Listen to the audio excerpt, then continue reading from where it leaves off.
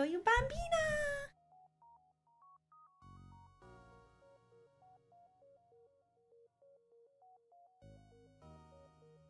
Hi, Harry. Opinionat was a herder. Welcome in, welcome in.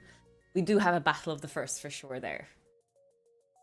Abby, do you want to say hi to chat? There's a few people there. How are you keeping, Harry? What's that little love heart on your head? Bing bong love. It looks like the Duolingo bird. Hi, Noe. Oh, those Cult of the Lamb emotes are so cute. Hi, Laura. Welcome in. Hey, Zier. I am exhausted after the conference. 2 full days at the conference. Absolutely exhausted. But you know what? I'm happy to be streaming. Hey, Hacks. Is it piss and rain for you, Hacks, as well? We have a warning in Ireland today. All the rain. It's a a national All-Ireland Physics Conference. Oh, there's a knock on the door, Bambi. No, thank you. We don't want any more visitors, well-wishers, or distant relations. And what about very old friends? What do you think, Bambi? What do we think? Will we let Kip inside? As a very old friend.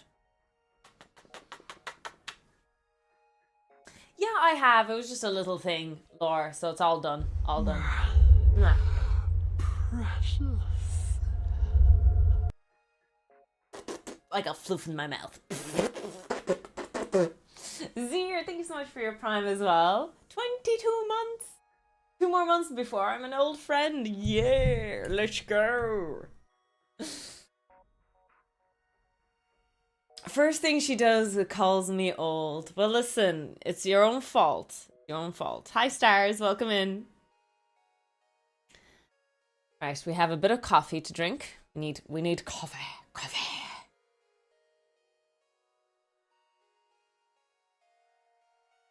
And unfortunately, I can't progress our tricorder project today because, silly me, I forgot my soldering iron at work. I gave it to a student to borrow for a project. I was supposed to take it home this weekend.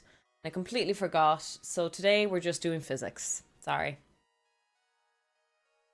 Nope, it's dry and mild here at the moment. Oh, okay. I guess we're getting battered first, and then you get the leftover of the storm. Yep. Alright, Buns. Yeah. We clip your nails, Buns. You let me look at your nails. Oh, another knock on the door. No, thank you. We don't want any more visitors, well-wishers, or distant relations. And what about very old friends?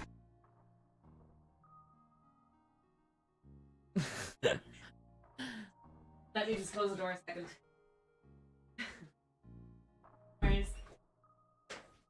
Nathan is just cleaning the house and he has a podcast playing. Herder, thank you so much for 32 months at tier 2. Let's go. And thank you so much for kicking up a hype train. Oh, the hype train is new. 1 emote for chat level 2. Am I crazy or is that a new... That's new, isn't it? New color and stuff. Class. Thank you so much, guys, for starting up a hype. Oh, I forgot. I got distracted. Where's my train thing? I have a train. Where's my train? Choo choo.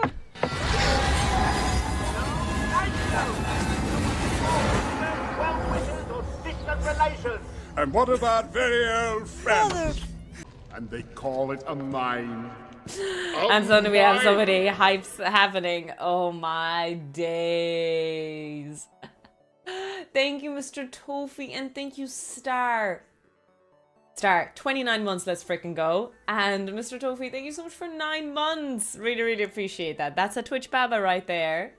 Father Dougal, welcome in. It's a community train. Everybody gets Oh, that's cool. It's pretty awesome. That's new. You'd think as a Twitch ambassador I would know this. I've been away. Okay, don't judge me. Okay, Bambi's looking very scared. I just need to check her nails. I think she might... I know you hate this, Bambi. Can I check your nails? There's so much fluff, I can't look at them. Look. Bambi, they're looking long.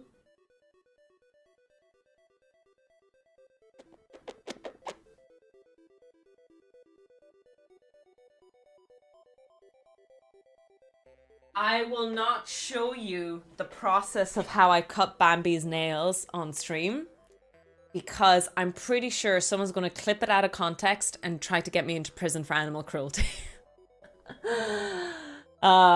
She is a nightmare to clip nails, and so I have this strat. It was recommended to me for particularly difficult rabbits. Yeah. I'm not torturing her, I'm not hurting her, but you basically need to scare her a bit to make her uncomfortable so that she doesn't fight you. That's kind of the strat I use. Hi, Johnny, welcome in. Astra, welcome in.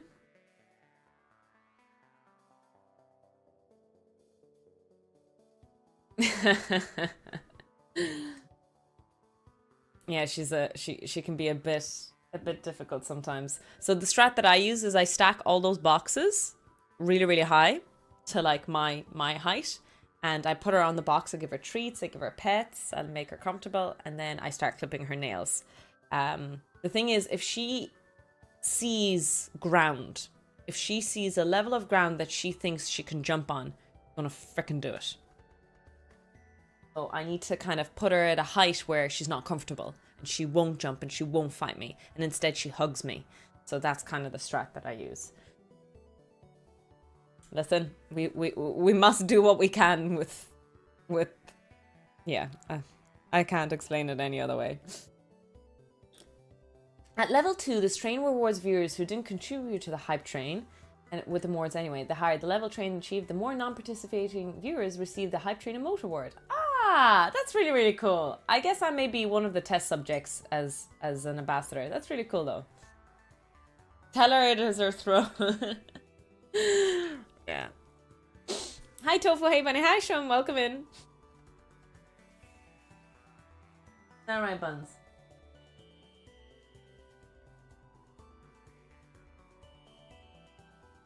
Yeah, I do love brushing her. We don't brush her, so when she sheds, it's a nightmare. She doesn't like any like glove brushes, handheld brushes. She just won't let me touch her with it. She freaks out, so we have to do it all by hand. I say that as she's cleaning herself. How's your big day yesterday? It was good. It was good. 2 full days of a conference, like from morning to night. Really exhausted. I slept 8 hours, but I'm still freaking tired. Hi, Dan. It's a lot of socialization. It's a lot of, it's not something I don't think I'm very good at it, number 1, and number 2, I don't think I'm very, yeah.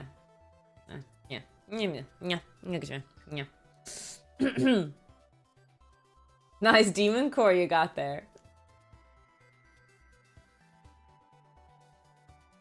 It is a very good demon.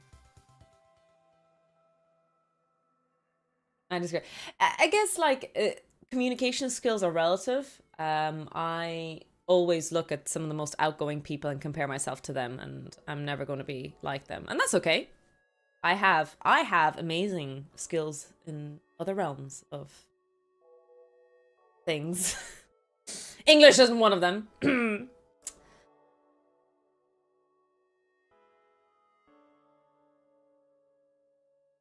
Oh, okay, you just got that badge. Cool. Mega consume. Do I have that badge? Let me see. Mega consume. Woohoo! I do have that one.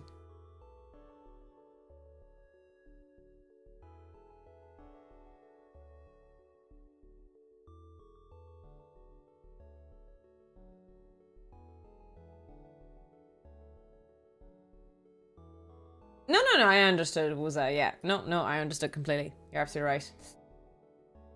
Oh, so I might be yawning, but regardless if I'm yawning or not, I think we're going to do physics today. If you guys are happy to do physics today, instead of electronics, but robot building stuff, because again, I did a boo-boo and I forgot my soldering iron at work. It's just, we do have soldering irons at work, but they're not nice ones. So I wanted to bring a nice one in.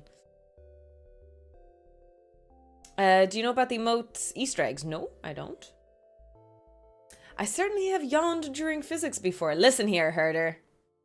Not in my physics class. Well, take what you will. Don't even go for the face hugger again. Leave the poor Crather alone. I put him away from you because you're really mean to him. Just come on.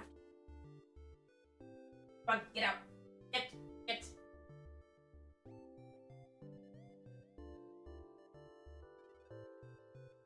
Type this in the chat. Okay, I'm gonna trust you, Wuzza, that this isn't a sabotage. That, Oh! You asshole.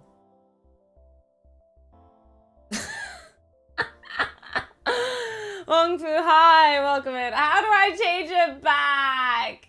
Okay, I found it. I found the button. I found the button. Hi, Nexus, welcome in. You did get me. You did get me.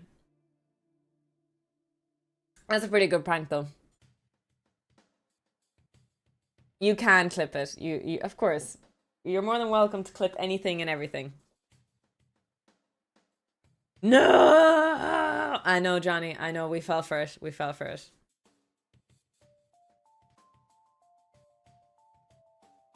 Yeah, so today we're kind of doing physics or electronics. It depends what you're into. But we're going to be doing DC circuit analysis.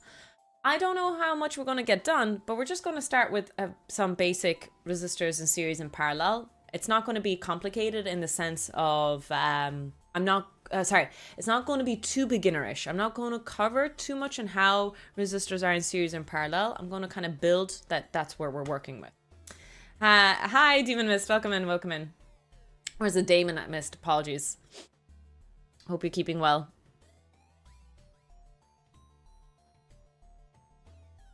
Bambi, you don't understand the facehugger is also, yeah. Facehugger. I don't know why she hates that facehugger. She just wants to eat it. Well, good news is that when aliens take over the world, I'm protected by Bambi, so, you know. Silver linings and all that.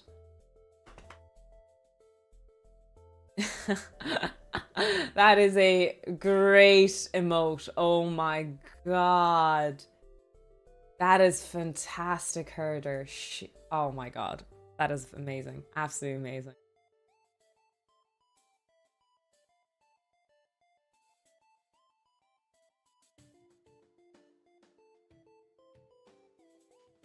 I'll set up the whiteboard and stuff. Be ready for some physics today! Or circuits.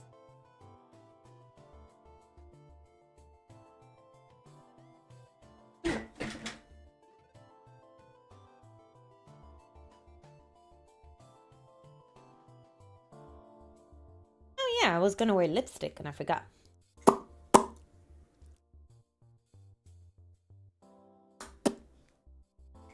There we go. We have lipstick. Lipstick stain. But is it the facehugger from Alien franchise or Spaceballs? Did I watch Spaceballs? Is that dodgeball in space? Or am I thinking of something else? I don't think I watched Spaceballs before. Speaking of, though, I was thinking about organizing a movie night this Friday. The next Friday that's going to happen. So if there is a movie we want to watch, an old classic or something, let me know. I was thinking about watching Signs. I've never seen that movie before. Oh, it's the Star Wars spoof one. Yes, I know it now. I fell asleep during it. Sorry. Sorry. I didn't think it was good. I was so sleepy too and I fell asleep. Edge of Tomorrow? No, I haven't. They call it a mine. Mine. Hi, Preserve. Thank you so much for your tier 3. 23 months. We're so close. We're so close. I don't think Signs is very good. Oh, okay. I've never seen it before. I was looking at like classical old sci-fi movies that have good twists. But I've never heard. Have I heard of Edge of Tomorrow? The other one is about the sun. A bunch of scientists who go and try and save the sun. I think it might be called The Sun. I don't know what movie. Again, we're talking about like classic sci-fi, early 2000s or 90s. Is it called Sunshine?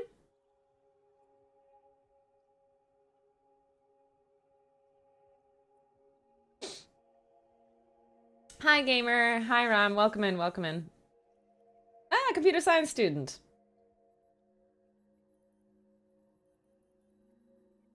Oh, Solaris is different. Solaris is in the sun. Solaris is let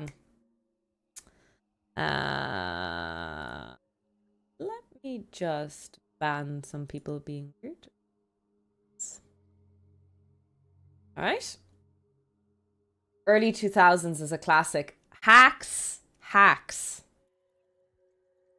I teach people, adults. I teach adults. Not only do their birthdays start with the number 2000, as of next year, it's going to be 2000 and with a 10 in there. That is where we're heading, hacks. As of next year, I am going to be teaching adults with the birthdays 2010.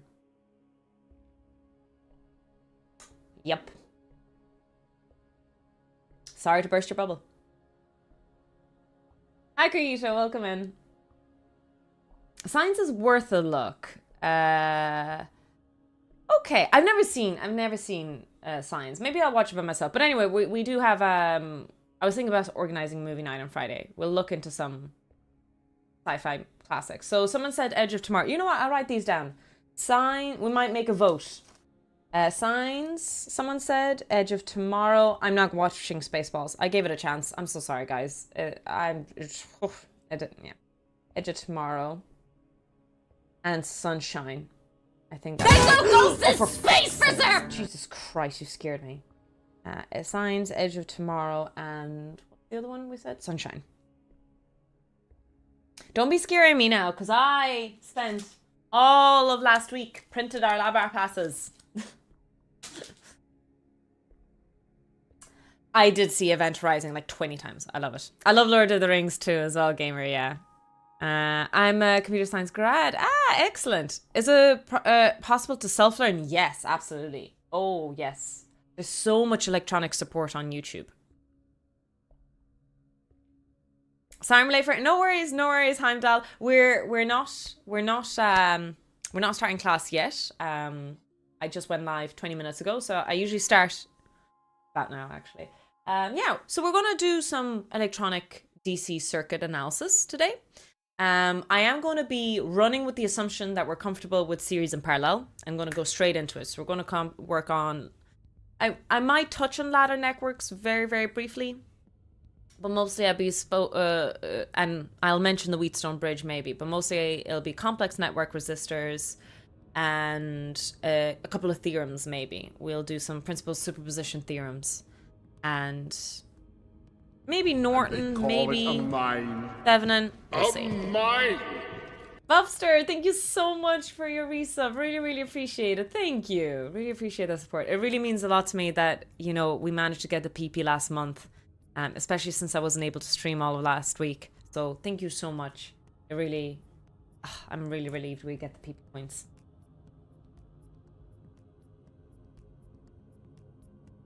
No, I haven't seen V for Vendetta. Interstellar, I've seen like a gazillion times. So Interstellar isn't one. Is V for Vendetta sci-fi?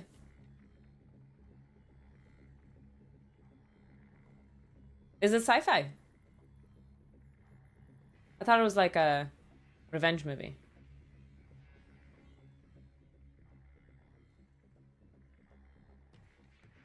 Oh, I got an email.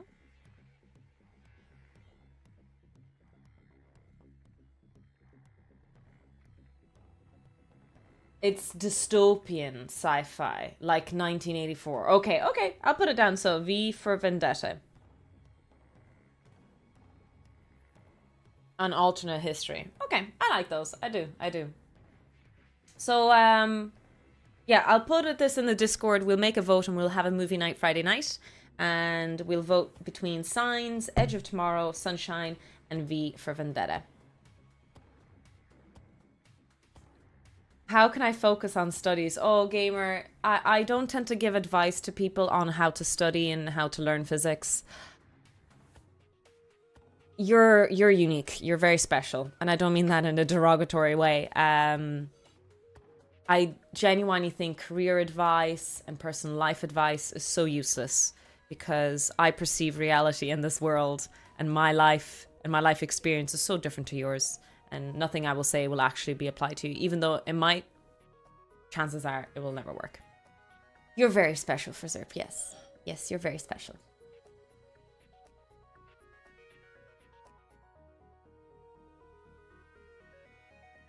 Hi, King Ala. How was the end of Chloe's stream? She streams really late for me, so I wasn't able to. How was her front page? I'm so glad she played Subnautica. I love that. That's how I find people. So unless I find Twitch streamers via raids and friends of friends, if I'm actually looking for a streamer, it's Subnautica. Subnautica is the game that gets me. That's the people I find. That's how I found Fizzy as well.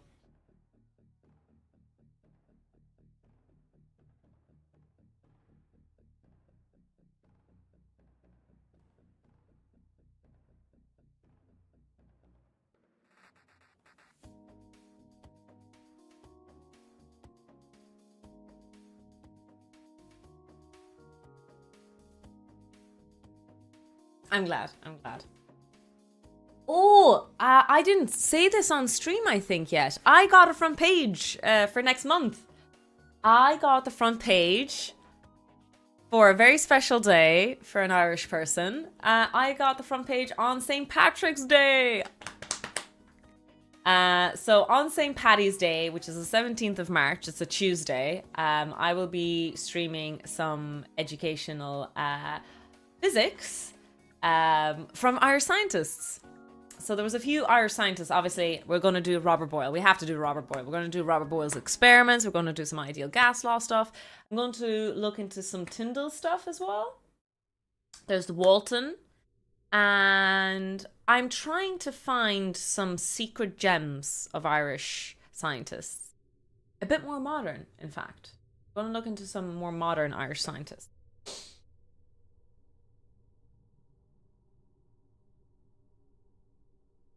I won't be drinking Good Guinness. news, everyone!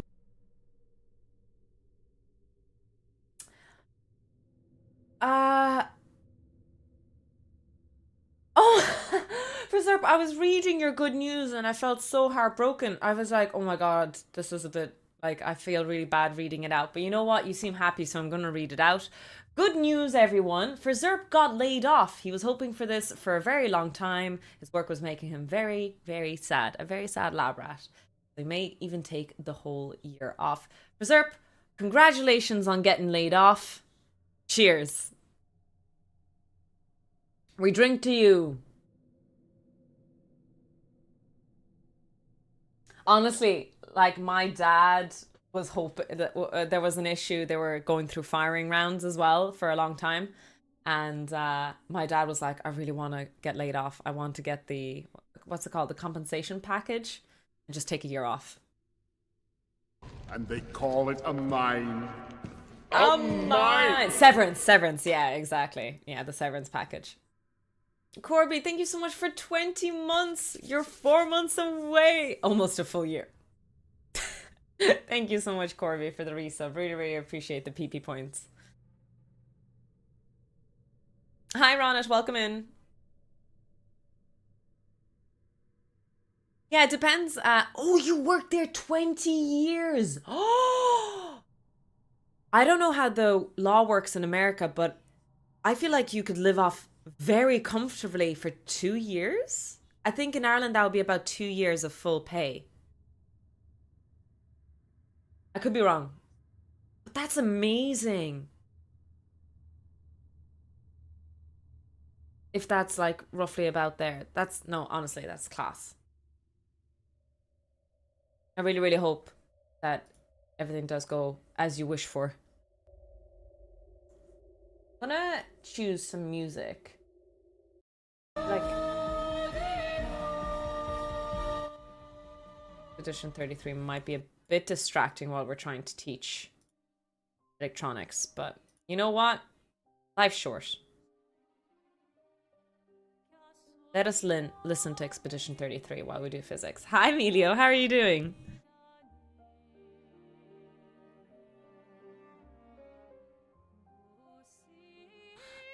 Oh, there is no law here. Okay, fair enough. In Ireland, there's a few laws in place. Yeah, so I think, if I'm not mistaken, roughly, whatever job you have, for every 10 years you work, you get 1 year severance package.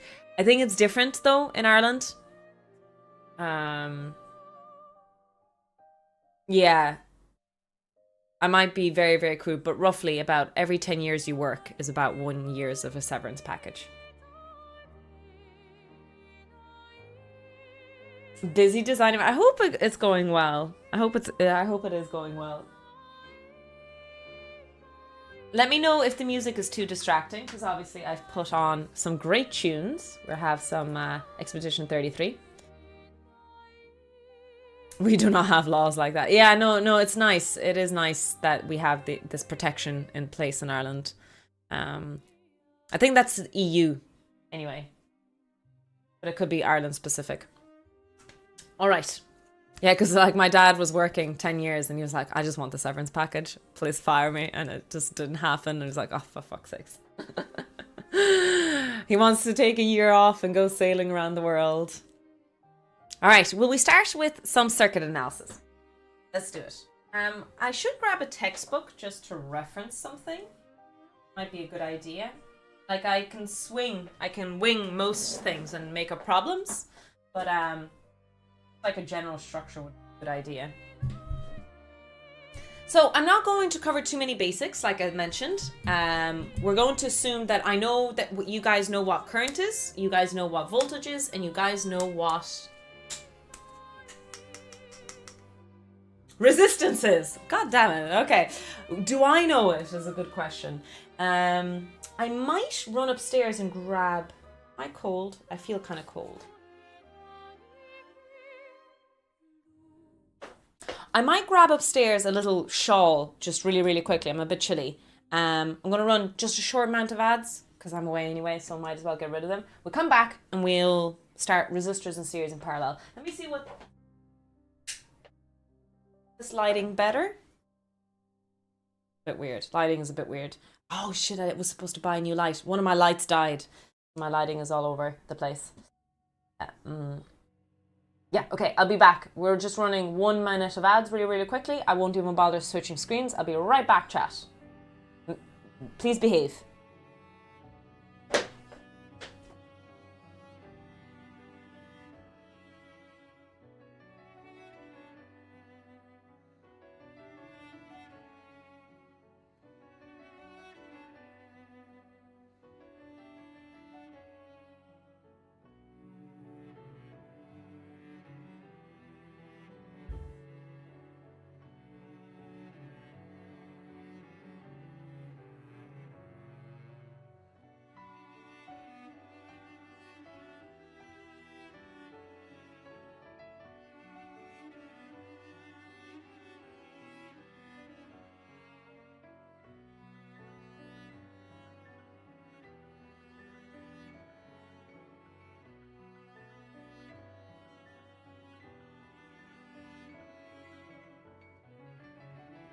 I'm back.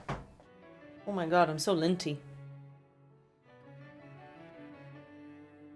Where all that lint come from?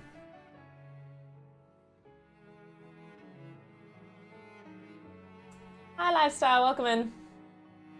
Hello, Evil Goat.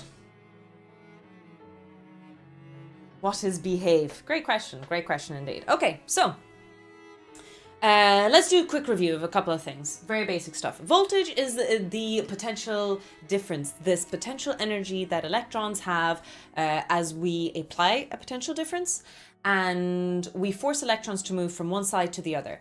Just a quick revision, electrons will always flow from negative to positive, but because we didn't know the atom and we didn't know flow was in one direction versus the other, we're actually going the opposite way. We're going to say that current flows from the positive voltage to the negative, and the symbol that we use is a straight line like this and a small line like this.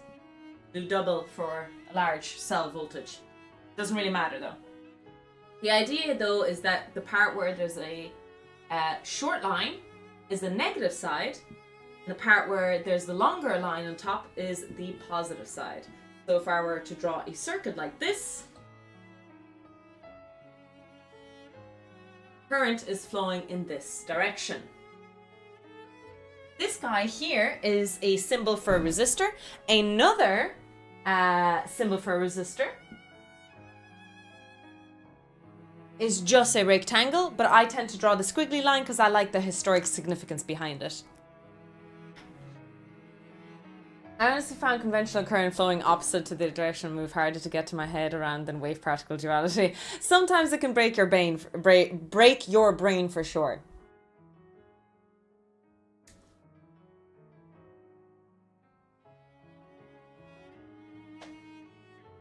Oh, that's not that great in the end, Hacks, is it?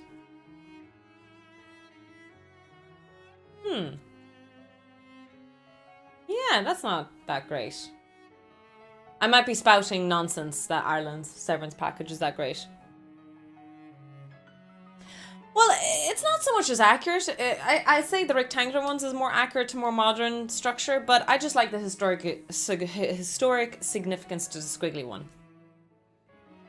Rabbit hole. What's the funny story about this? That's how resistors used to be made. It used to be a copper wire, and you would make it super, super, super long and squiggly, so it's more compact and takes up a whole lot of space, and because it's a very, very long wire, it ends up having a lot of resistance, and that's how resistors were made. So that's where the squiggly line came from originally. It's a very, very long wire in there. Excuse me, I'm burping. Hi Harold, welcome in, welcome in. Alright, so we have the symbol for voltage, we have the symbol for current, and we have the symbol for resistance. Now, when we solve problems, one of the most important things to always remember is that Ohm's law is the thing that governs the universe. Voltage is equal to current times resistance. This is going to be our bread and butter. Almost everything and anything that we're going to solve comes back to this, okay? So the idea is that as you increase voltage, you increase current across a constant resistor. If you plot voltage versus current, you actually get the value of that resistance. I've done this experiment before, maybe once or twice, maybe once on the front page, but we're just gonna kind of skip over it, accept that to be true. When you have several resistors in a circuit, you can just add them in series. Resistor total is equal to resistor 1 plus resistor 2. But a little odd thing happens when you have a circuit and you have two paths where current can flow. This is a symbol for ground. You can assume I've closed the circuit here. When current has options, the total resistance in a circuit changes. Think of current as water flow. So now at this junction right here, water, i.e. current, has options. We've given it a choice. And so obviously current isn't a conscious thing. It isn't like a thing that has consciousness and choice in the sense that it chooses one of to flow in this path more than the other, but rather the resistance that's in place kind of logically dictates where current is going to flow. I always say it is like going grocery shopping and you're at the checkout aisle and you see that there is an old couple and another older couple with loads and loads of shopping trying to get through. And there's another aisle and it's just one fella with a couple of beers going through. All right. Where are you going to line up? You're obviously going to line up behind the guy with the beers because, you know, chances are it's going to flow faster and a lot more of you, humans, will flow through that checkout way, way faster than the one with the elderly couple. And so that's kind of the idea of resistance and where Current tends to choose. We're the checkout people in the aisle and we tend to choose one of the checkouts over the other, but it's not really a choice. It's the one that's flowing faster. There's logic behind it. We move towards that line to get from one side to the other. All right. And obviously, if you're a weirdo, you might, you know, go to the slower checkout if you wanted. You know, I don't know, just wait. Knowing my luck, the guy spends 20 minutes trying to chat up the checkout offer. Exactly. Obviously, in real life, anything can happen. Shit happens, right? Now, when Current has choice, how do we calculate the total resistance in the circuit? Well, the formula becomes ever so slightly different. It's the inverse relationship. 1 over RT is equal to 1 over R1 plus 1 over R2 in this specific case. Yeah, it's Expedition 33 soundtrack. If it gets too distracting, let me know. Hi, Chingmania. Is an ageist. Oh, goodness. The idea behind it is that current is going to flow in the path of least resistance. Kind of makes sense. It's kind of like lightning. Lightning always finds a path of least resistance. I always find it odd, slightly, when people argue and say that lightning never strikes twice in the same place. I understand why they say that. Actually, I don't know if people understand why they say that, now that I think about it. Why do you say that lightning doesn't strike twice in the same place? Well, it strikes that place because there is a point charge, copper rods usually, or there is a huge build-up of the opposite charge on the other side. From the clouds, there's the other charge. It becomes overwhelming. Lightning strikes. Happens. But the minute that lightning strikes, it dispels that charge. However, if it dispels that charge, or how did it even build that charge in the first place, consequently probably means that lightning is going to strike in that area again. Again, it's a lukewarm argument. Just bear in mind that I hate that figure of speech because it's not very true, I think. I go to self-checkout, same.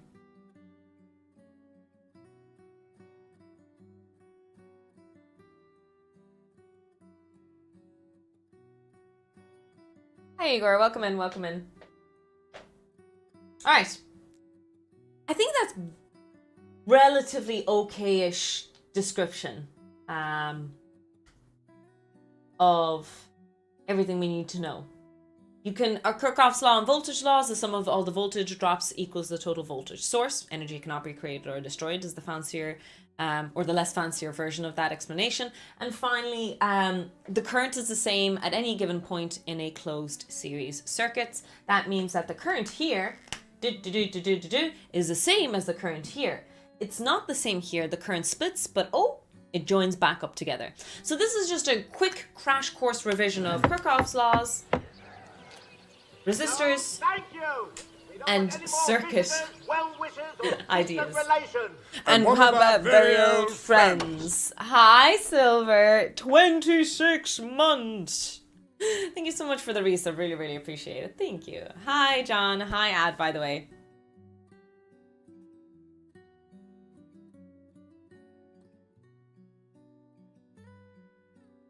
I hope maybe by the end of today to get there, Sour. We're just starting at the introduction level. But yeah, maybe we'll get to Norton Thevna. I definitely want to do principle of superposition though. And branch theory or loop theory. My spray. Ah, there it is.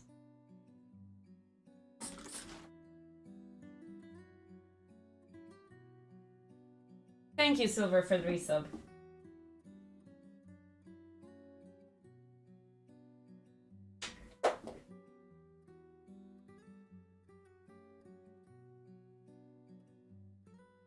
Alright. We'll just move this slide here. Damn it! This is why you should clean your board after yourself.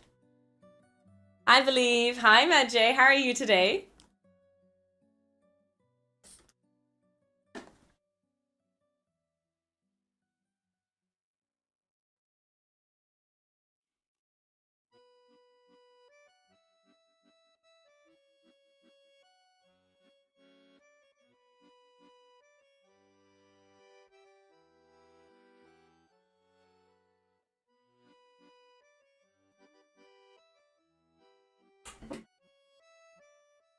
Nicely done. Nicely done, chat. Just have to wait a few seconds to, you know, let it dry, unfortunately. Hi, Handalorian. Welcome in. Hi, Mike. You've watched every episode of Big Bang Theory. I don't know if it's a very accurate depiction of physicists, but you're more than welcome to hang out here. We're just doing a bit of circuit analysis theory today. And that looked like you were working the Yeah, exactly. I was doing the derivation for RMS, root mean square, because a lot of people know, well, some people know that the root mean square is 0.707 of VP, but nobody knows where that came from. So I did the calculus. Yeah, I did the calculus, the integration of the average of half a wave over the length, then square it and then root it, i.e. root mean square. Maybe I'll make a post this week on the average, because people might not know that as well. I love that cup. Thanks, Bubster.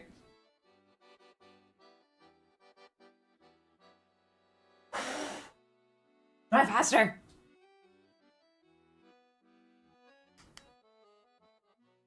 The holy square root 2. Yeah, because average is 0.6 something. Forget now. Oh, it's pi over 2 of VP, isn't it? Or 2 over pi. It's 2 over pi, chat. 2 over 3.1. That's 0.6 something.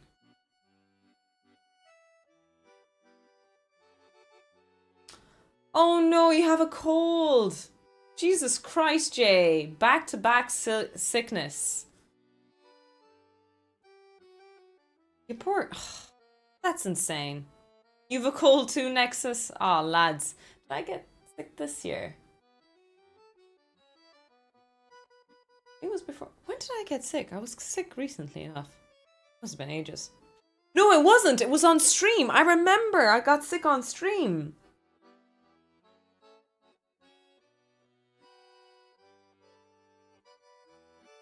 Damn it, I don't remember. Anyways, it was what it was. Clearly, I got you all sick via online. No, just Twitch, Instagram, TikTok. Those are my only socials that I'm on. Wash your hands, don't be sick. Very, very good advice there, perfectly stiff. Okay, I think my board is dry. Let's actually solve a complicated circuit. Or a first introduction to a complicated circuit.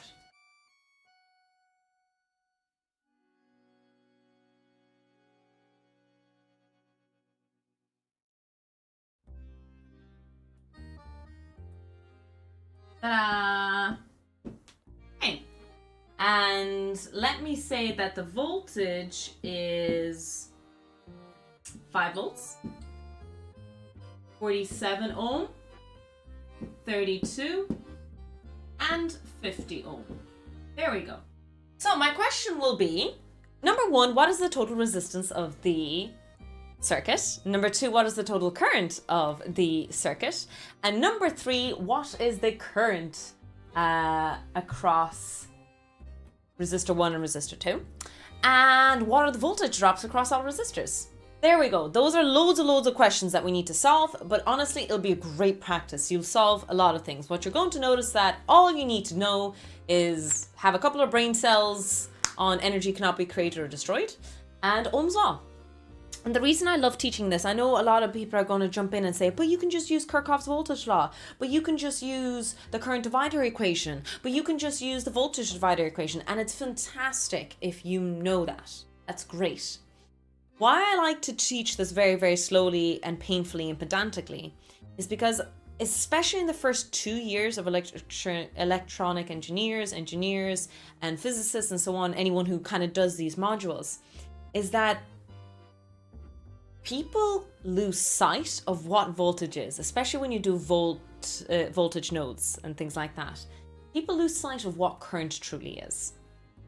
And when you kind of have these kind of circuits and concepts, they race on ahead to solve it and make such very basic mistakes from Ohm's law, but also just from like energy cannot be created or destroyed, but can only transform from one form or another, all these kind of ideas.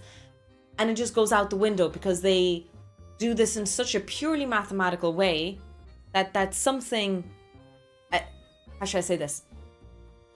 The mistake would have been way, way easier spotted had you used common sense, if that makes sense. Again, I don't mean common sense in a mean way, like you don't have common sense to solve it. What I mean by common sense is just understanding how voltage works and why it does the things that it does, and why current flows the way it does, different paths and so on and so forth. If you keep track of those, after that, let's assume that that is common sense, then all of this is solvable. Oh no, a couple of brain cells, that's me out. Kind of, I would say it is physics common sense, exactly. Sometimes when we solve these circuits, we dissociate a little bit.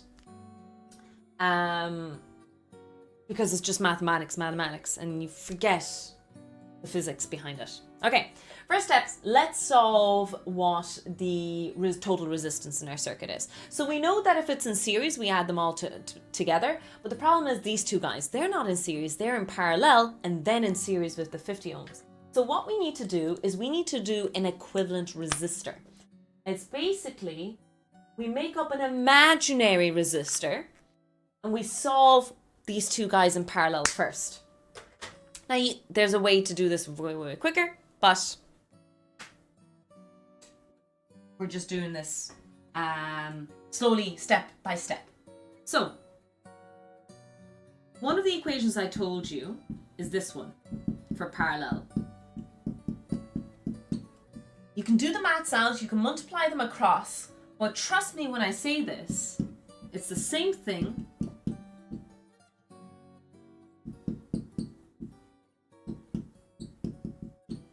as this. And the reason we use it is just, it's way, way, way handier, way, way quicker because you don't need to invert it. And again, just from experience when I teach this, students tend to forget to flip this guy upside down in the end. They'll do 1 over R1 plus 1 over R2 and they forget to flip it, unfortunately. And good mental maths for you is that your equivalent resistor is always going to be smaller than your smallest resistor in your parallel. So when we're going to do this maths, we know that it's meant to be less than 32. It has to be, okay? So we can do that mental math really quickly if you want, but let's add these two guys together. 32 multiplied by 47 all over 32 plus 47. Did anyone do the calculation? I think loads of people in the chat wrote stuff.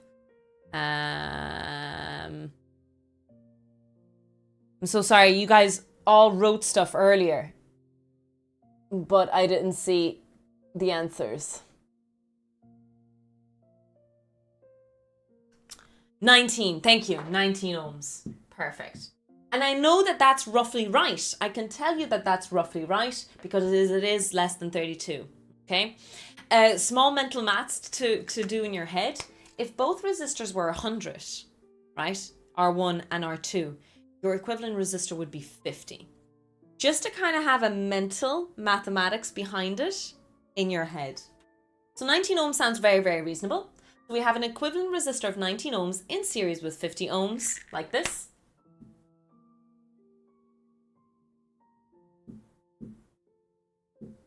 So you add them together, and lo and behold, I did see the answer earlier.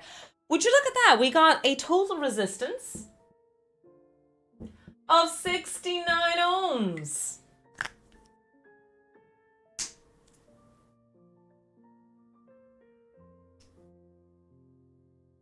How about that? Nice. Yes, yes. Exactly, Sarah. Exactly, Nightshade. Welcome in, guys. Dirty ohms. Coincidence? Yeah, it is a coincidence. Do you know what? My students never laugh at Call it a 69. mine. Anytime the answer is A 69. mine. Conrad, thank you so much for the resub. Really, really appreciate it. Did you have fun playing with other scientists? I did. I did enjoy talking to students for sure, yeah. And I got to meet a few cool physicists at the conference. It was good. It was good. Yeah, the new generation, they all, if it's 67, if it's 67, they would have lost their minds. But they don't laugh at 69 anymore. That's the new generation. Yeah.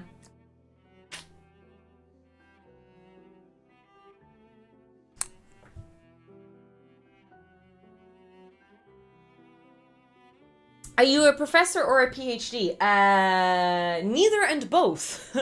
So I have a PhD, but I'm not a PhD student. I'm a lecturer. In Ireland, professorship is different. I know in some parts of the world, if you're a lecturer, you are a professor. In Ireland, professorship is different. I think they're changing it this year or next year. They're kind of changing it a little bit now. But yeah, professorship is a different thing here. No, let me clean it first. I'm going to make the same mistake again. Throwing your teacher.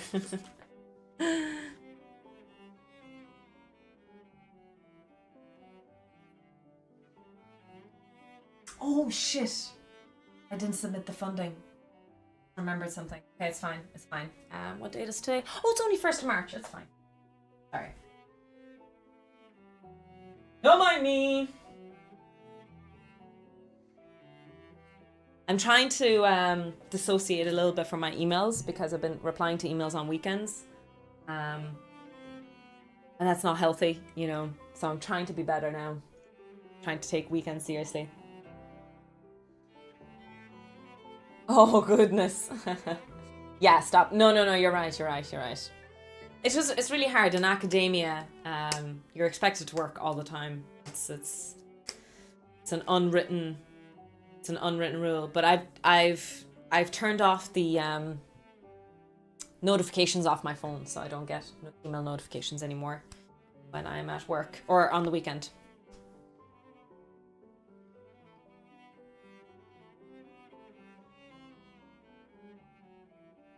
Sorry, I'm just waiting for the board to dry. Apologies, my whiteboard is just terrible. Where are you from? Ireland. So in Ireland, professorship is like a thing that you have to apply for. There's only a limited amount available every year in the whole country. You need to submit some remarkable thing. Even something called a senior lectureship is also limited. Basically, you have to wait for a senior lecturer to die before you could get a senior lecturer position. And you have to apply for it. Crazy, isn't it?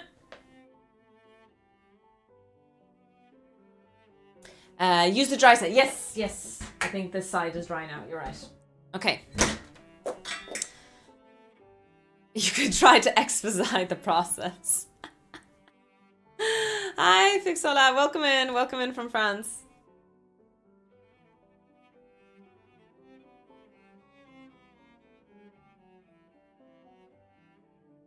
Lab incidences do occur. That is true.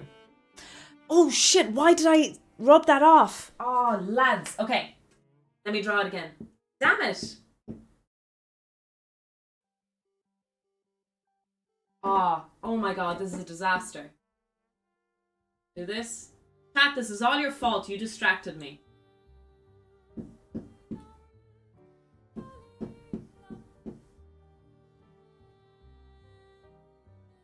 $69 ohms, 5 volts,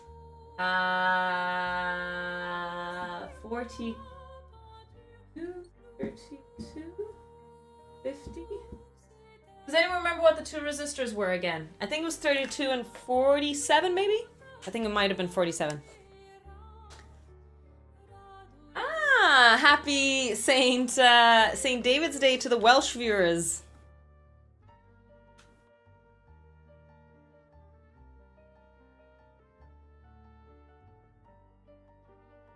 I don't think it was 47, wasn't it? It was 3247. Thank you. Okay. So what we've done is we've redrawn the circuit. Technically, in my circuit, I still have those 3 resistors, but we still get 69 out of it. The total resistance is 69. And so using Ohm's law, we can solve for the total current in a circuit. V is equal to IR. By rearranging the equation V over R, we can get the current. Our voltage is 5 volts, our resistance is 69 ohms, and we get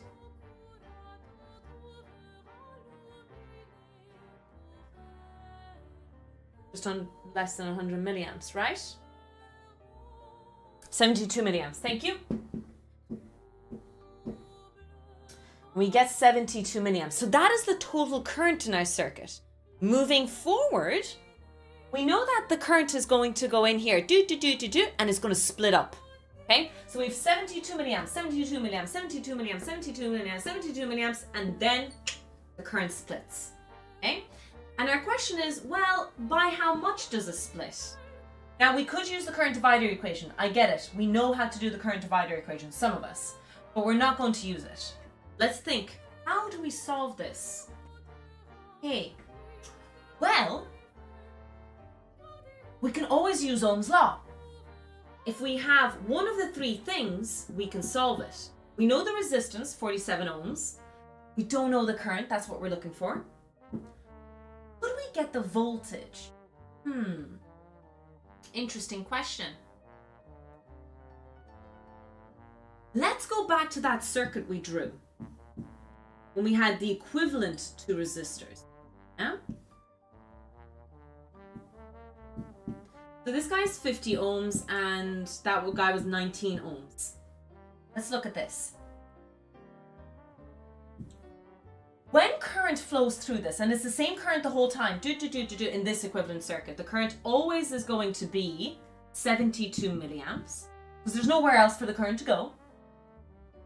The voltage drop here and the voltage drop here has to be added up to 5 volts. Energy cannot be created or destroyed. The sum of these two guys, voltage drops, has to equal to 5 volts.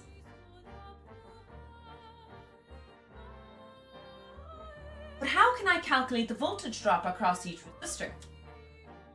V is equal to IR. We know the current, we know the value of the resistance, we can calculate the voltage drop for each guy. So the voltage drop across the first equivalent resistor is going to be 72 milliamps multiplied by 19 ohms.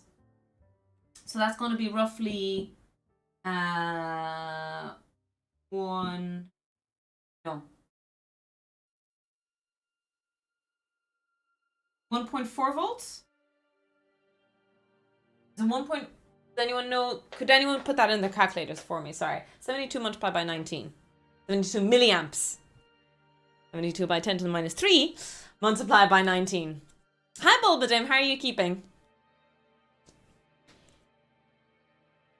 I think it's roughly 1.4 volts, but I could be wrong.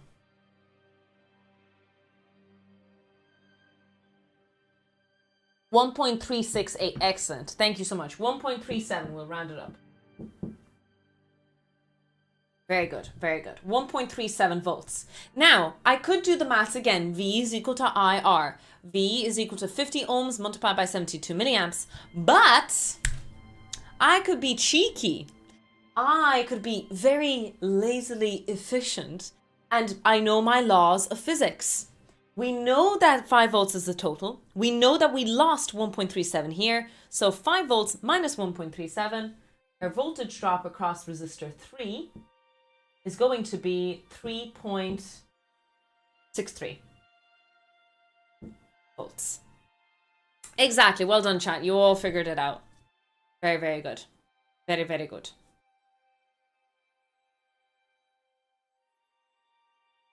Now, why did I spend all that time on that? Well, let's go back to this idea that we're trying to solve how much current is going this way and how much current is this way. We calculated what the voltage drop. The voltage drop across resistors in parallel is the same. So if there's 2 volts being dropped here, 2 volts have to be dropped here. If you want, after this, I'm actually going to show you a potential divider thing. I'm going to show you when you load a potential divider, no matter what, the voltage is going to be the same in parallel. I'll do a little demo. Don't worry. I'll come back to that in a second. I'll prove this concept to you physically, so you guys can believe me. Where was I? Yes, so we know that 1.37 volts is dropped here. So V over R, the voltage is 1.37 and the resistance is 47 ohms. So that's going to be the current that goes in this path. We'll say I1 and this is I2. And so the current going through I2 is V over R. The voltage is the same, 1.37, but it's going to be the other resistor value, 32 ohms. But what about wire resistance? Listen, the same as air resistance, wire resistance doesn't exist, Gov. We should know this by now. Exactly, Durloy. I appreciate the chiming in. So 1.37 volts divided by 47 ohms, that will be the current for the path in this first resistor. And 1.37 volts divided by 32 ohms is going to be in this direction. And you can kind of see that the smaller the resistor, the more current that's going to flow through it. Ohm's law still holds true.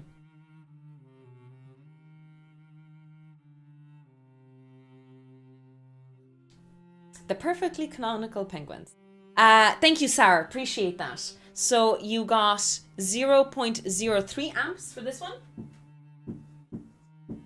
And 0.04 amps. And the total thing is 72 milliamps. It adds to 70 milliamps. I know there's a decimal place. But yeah. It does add up excellent. Brilliantly. So we were able to calculate the total resistance of our circuit. We are able to calculate the total current in a circuit. And we even knew where the voltage drops happened and where the current flow, all just using Ohm's law. We didn't need the potential divider equation, which also comes from Ohm's law. And we didn't need the current divider equation, which also comes from Ohm's law. We didn't need any of those equations. We could just solve it pedantically and painfully using Ohm's law. If you have Ohm's law, you can solve any DC circuit theory. I'm going to eat those words. Listen, don't talk to me about diodes or transistors. I'm just talking about everything else. How much circuit theory is in university level physics? It depends what course you do. So my bachelor course, I didn't do proper circuit theory. Yeah, it was assumed we knew it. In the one I teach now, we do DC AC circuit analysis theory. They do one module on it. So it just depends on your course. I feel like if you're doing an applied physics course, you should be covering this. Yeah, very important. It is fully proportional. Yes, it is, Mata. Welcome in, Chisholm.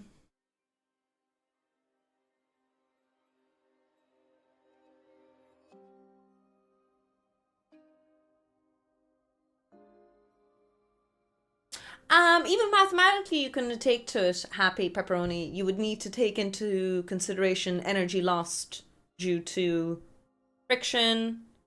There's the issue of gravity. There's the issue of air resistance, heat dissipation, all those little things. Even mathematically, you could do those.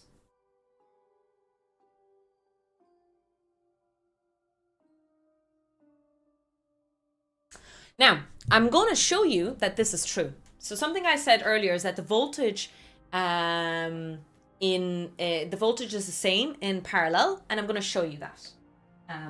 Actually, let me clean the board first because I'm always waiting for it to dry. So we're going to clean it. I'm going to get a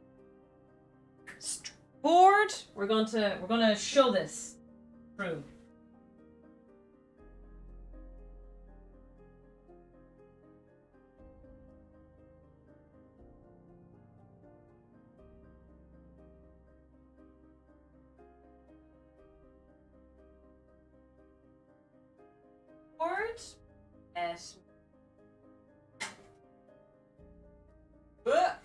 Three sets of resistors here.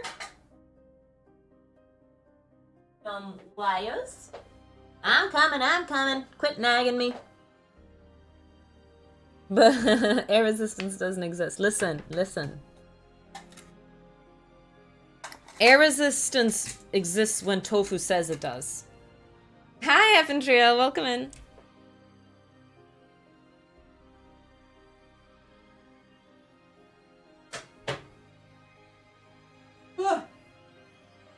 Okay. Right. You have done nothing but lied. You are a liar. You are a self-confessed liar. You know what? Fair enough. Fair enough. I'll accept that. Ugh. How you doing? I'm doing good. How are you keeping? I'm a bit tired today, just because of the 2 long day conference. But honestly, it was good fun. It was good crack. I met loads of new friends, actually. Got to meet some really cool social media people, which was awesome as well.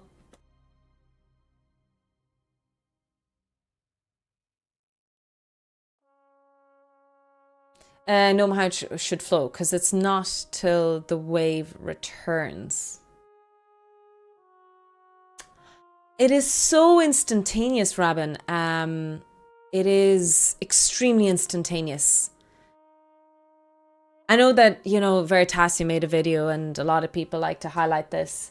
But when you're talking about DC circuit analysis and anything that we're building here, it's instantaneous. We have to be careful about that word. I think that a lot of misconceptions happen because of that.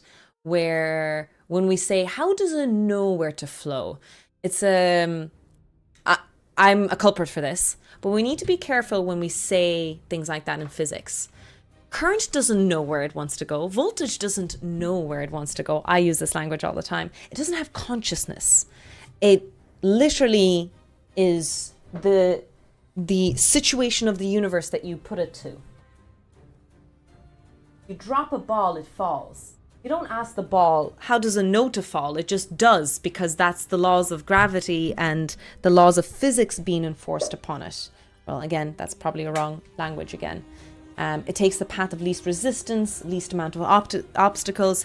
It just, do you know what? It all goes back to entropy, and it all goes back to, what's that law again?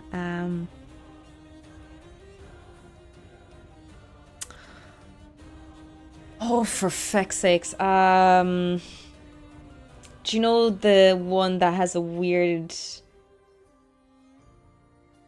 Not path of least resistance. It's the fancy version of path of least resistance. Path of least action. Thank you.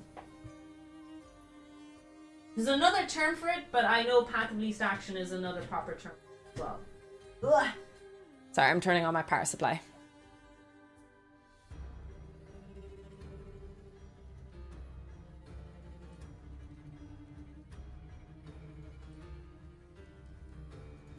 Have you studied network analysis and synthesis? No, I have not. Do you do electronics projects or just theory? Oh, most of the time I build stuff on stream, and it's usually electronics and stuff, yes. But today I just lost my soldering iron. I left it at work, and so I'm not doing the project today, so we're just doing theory today instead. Well, I say theory, but we're going to do a demo. I'm setting up a circuit now. We're going to do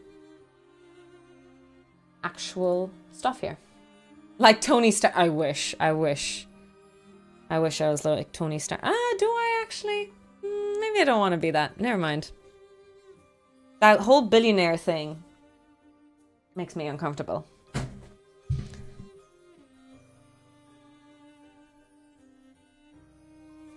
No soldier left behind.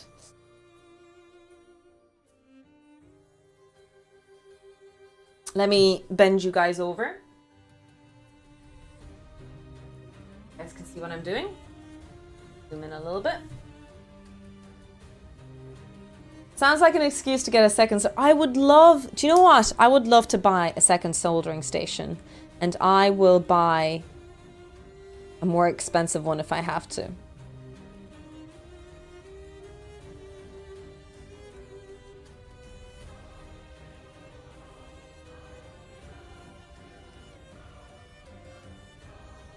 But it'd be great to get a sponsorship instead, you know? We've had some cool sponsorships recently. So, don't mind me, I'm just shorting my... I hate this power supply, it scares the shit out of me. But I have to set the current limit this way.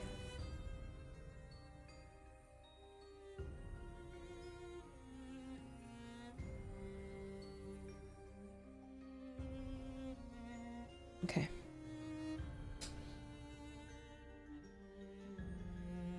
All right, so what I'm going to do is I'm going to just build a very simple circuit for you guys. Let me grab a breadboard. I lost it again. Okay, we have a breadboard. Quick crude revision.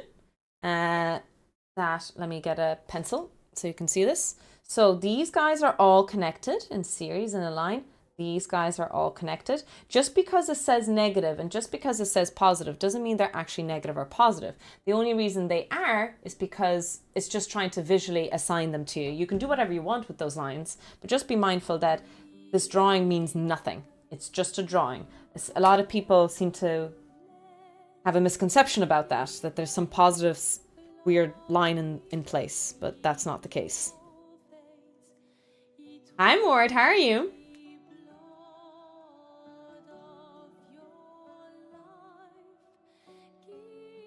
It's off camera now, fair enough. I'm fine. I'm good. I'm tired. I was just saying that I was very busy at the conference this weekend. Quite exhausted. But you know what? It was good fun. It was good fun. Hey, Endless Diaz! 2 years! Thank you. We don't want any more visitors, well-wishers, or distant relations. And what about very old friends? You are officially a very old friend. Oh my days. That is class. Thank you so much for the resub and supporting the stream financially. You're very, very kind. Thank you so much for the PP points. Those PP points mean a lot to me these days. Is it best to buy a starter kit for beginner electronics or buy item?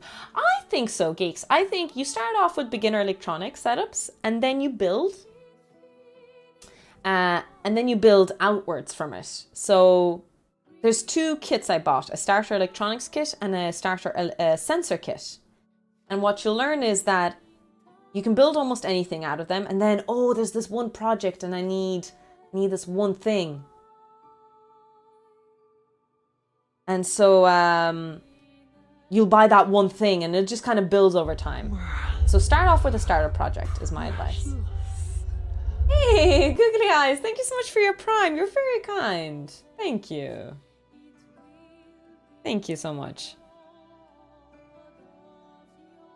You guys are very kind to me. Thank you. How much is a kit? Oh, they can cost anywhere from, I think €15 is the one I buy. I gave it last year as a prize to some of my students for the best project.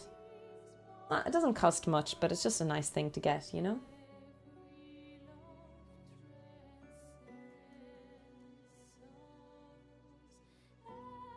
So I'm going to do 2 things. I'm going to put a 220 ohm resistor in parallel with another 220 ohm resistor. I'm going to show you some stuff with this. We'll do it in series first.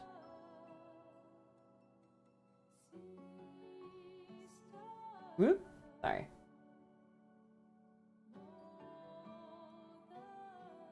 Oh, if I want my wire to make my own rigid jumper wires, should I search for solid core wire? I know what you're talking about. I think that's okay, but honestly, I fell into a trap before, Jack. I looked for a solid core and it still gave me the threads, you know. It could have been just me being silly or something like that, but yeah, I would say yes, but do be careful.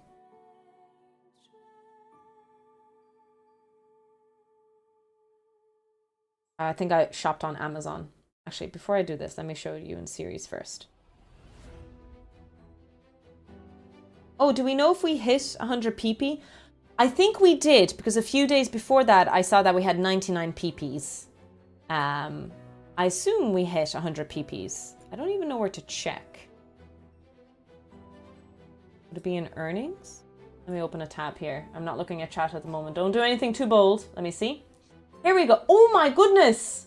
We had 131 pp points last month. So yes, we managed to get the pp points last month. It's one of our lowest, but that's okay because I don't stream as often as I used to, so I get it. I hope over the summer we pick it up again. Okay, And I just need one more wire to ground this. We'll show you some cool stuff. Hi Lucas, how are you doing? Lizard, thank you so much for the prime. Oh, you're so kind. Thank you so much for the prime. Really, really appreciate it. And we have a hype train. Choo choo.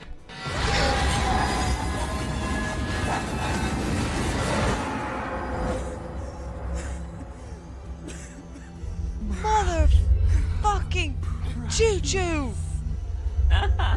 Grey Sky, thank you so much for your prime as well. Really, really appreciate it. Choo choo! All aboard the scam train! I should really not have my gain at maximum while I was doing that.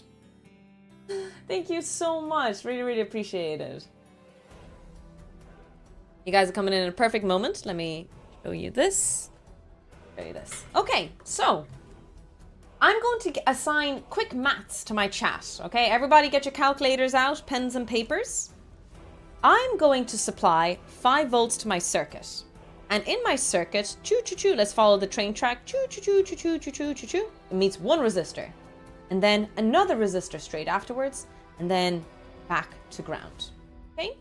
The question is, how much voltage is going to be dropped across the first 220 ohm resistor and the second 220 ohm resistor if I supply 5 volts. Now you might be thinking that there's a lot of maths here. It's not too crazy, I promise. I'll give you a moment to try and figure it out. Should be nice and straightforward.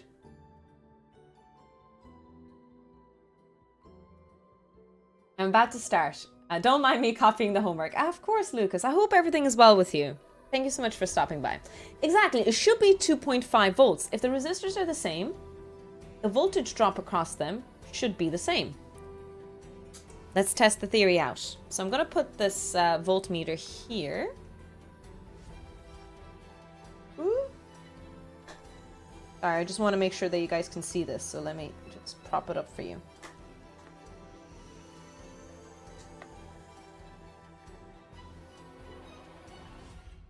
Ooh.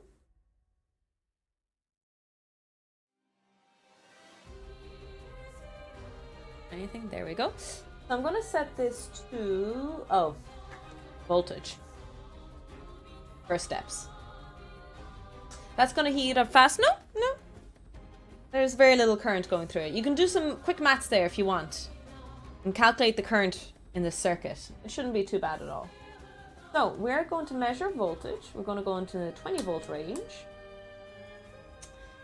Alright, so I'm going to measure the voltage drop across both resistors. One before and one after. So here and here. And it should be matching the source. 5 volts. Oh. What's going on here?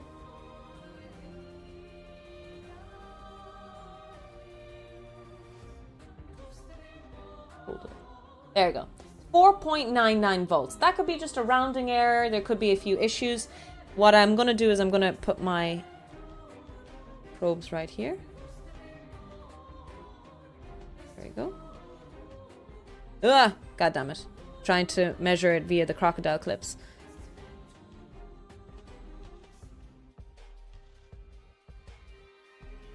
God damn it. It's just a really loose connection with my probes.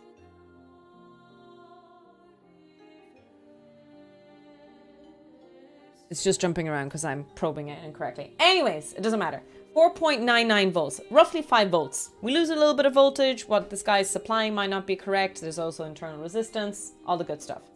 So let's measure the voltage across just one resistor. And you always have to measure the voltage across something. It's hidden in the word. Voltage, or sometimes known as voltage potential or potential difference, i.e. potential, it means relative to something. So you always have to measure across something.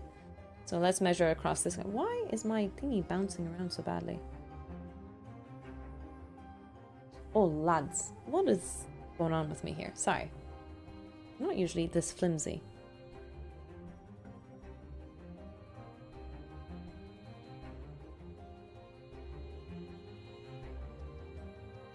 What?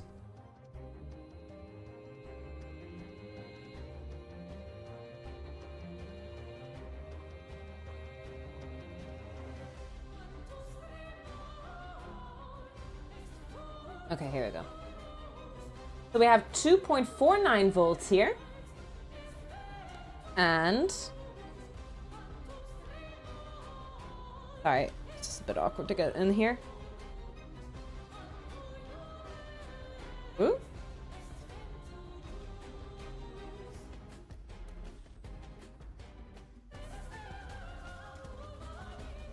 This is terrible. Why are my probes so bad today? They're never this bad usually. What's going on? Feels like a connection issue. 2 seconds. Oh my god, it wasn't in! For feck's sakes, lads. It's all your fault. I wasn't probing the initial junction probe correctly. They call it a mine. And they call it a mine. A mine! And the other probe is jumping between 2.49 and 2.5. So slight rounding error. Ever so slightly. Afghan, thank you so much for 18 months. Let's go. If I did my maths right, that's 2 Twitch babies and a year and a half. Thank you, Nafkin. You're very, very kind for your PP points. Thank you so much.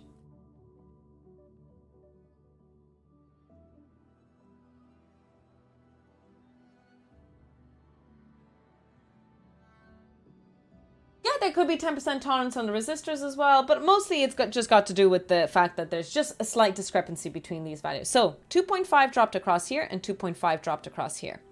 All right, so we proved proof of concept of resistors in parallel or in series. Now I'm just going to turn off the power circuit and I'm going to put these two guys in parallel now.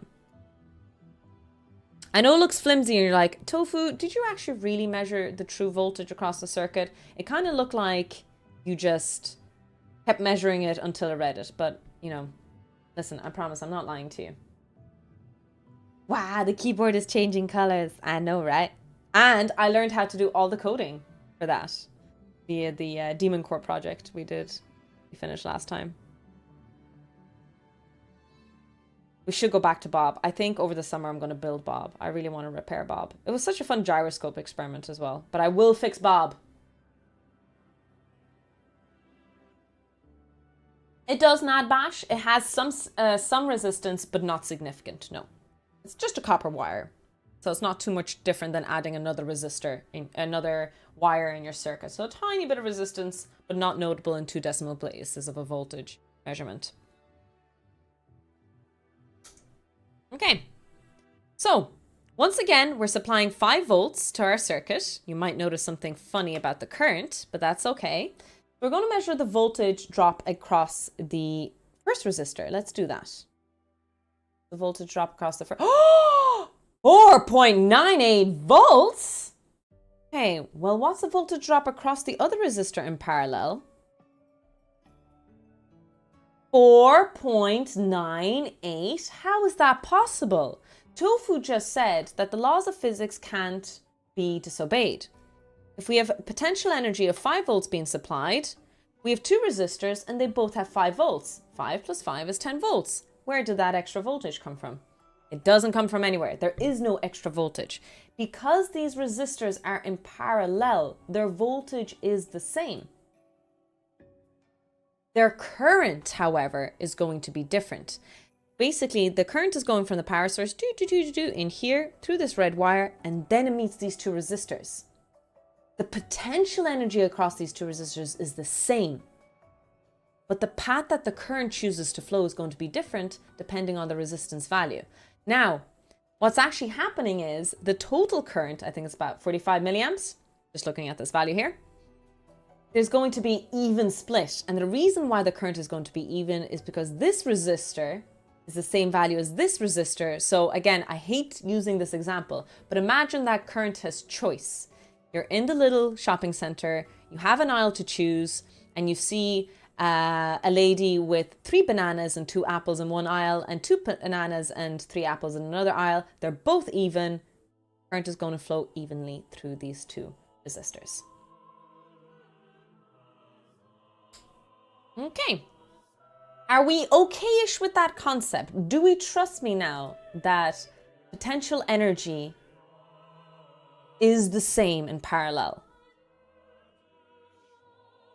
You might ask me, well, Tofu, I don't trust you. Will you add another resistor in parallel? And I will tell you, yes, chat, I will. Just for you guys, I will add another resistor in parallel. Will it affect our results? No, I have no idea what this is, but I believe you. Good. That's a good way to live your life. Trust me. It's a terrible way to live. Don't trust me. Don't trust anything I say. I don't know what I say half the time.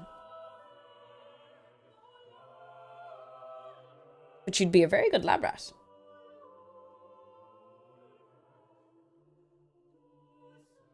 Oh, feck. I pulled that out. Whoops. Oh, come on, you breadboard. Oh, sorry, let me grab a different. I would love to be a lab rat one day. It's my dream. Excellent. This is the place for lab rats. Our community are called lab rats. So if you stick around and support the stream in whatever way possible, you will become a lab rat. And they call it a mine. Hey, Steve. Speaking of lab rats, thank you so much for the resub. Let's go. 6 months. Thank you so much for your support. You're very, very kind. Thank you so much for the PP. Dropped my resistor. Don't worry. Don't mind me. Do you have a 440 ohm resistor? If so, could add that in parallel? No. I have a 100 and a 330 ohm resistor.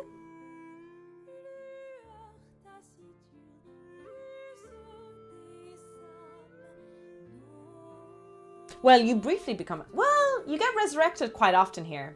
Medjay knows all about that. Medjay has been resurrected many a times as a lab rat. He did come back as a zombie once.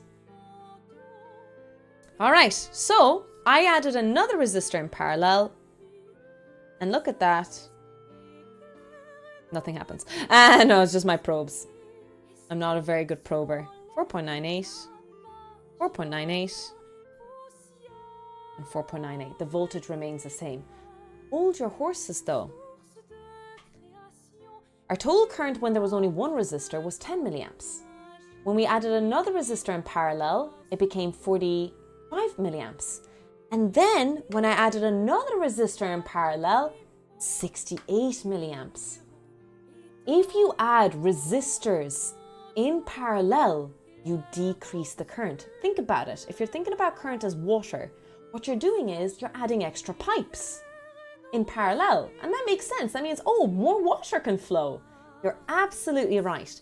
By adding more resistors in parallel, you're reducing the total resistance of your circuit and you are allowing more flow of current, or in this case, water, to occur.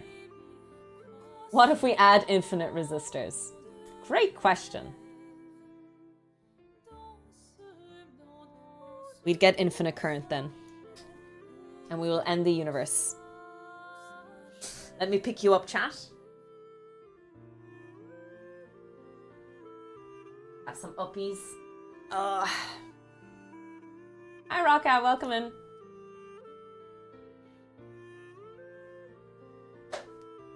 I'm not going to put away these stuff. I think there's definitely proof of concept here for sure in a little while. So we're gonna do that soon. I'm just gonna keep my setup here, but we're just gonna clean up the cables and put the resistors where they're meant to go, because I do have this horrible habit of just leaving breadboards and then coming back to them months later and being like, there's 10 different resistors here. I don't know their values. Why did I do this? Why didn't I just clean up after myself?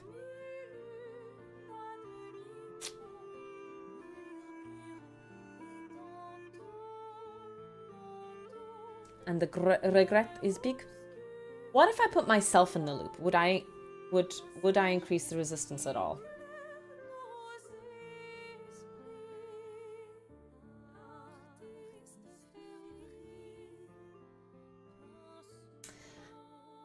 That is a very good question.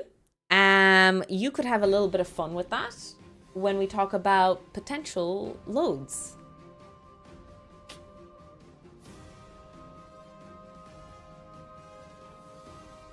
Do you have a reference for the electronic kit? I don't, but I know exactly what it was. I will find you it right now.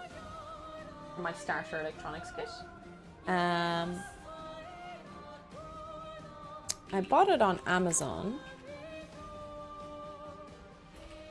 I will. It's they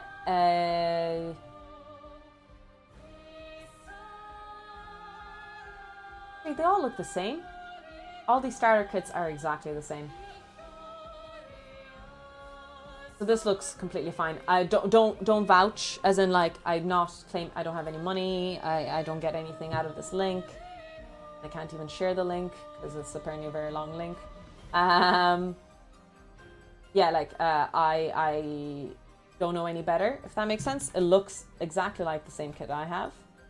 And there's so many kits. They all, honestly, is that kit. Very, very similar to what I have.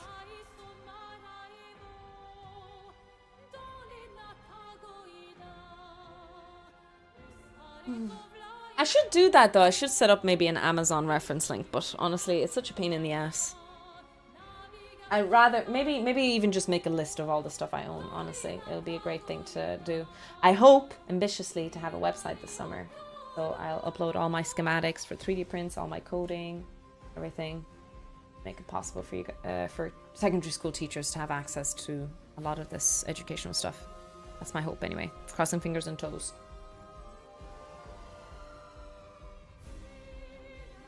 Tofu.com, exactly.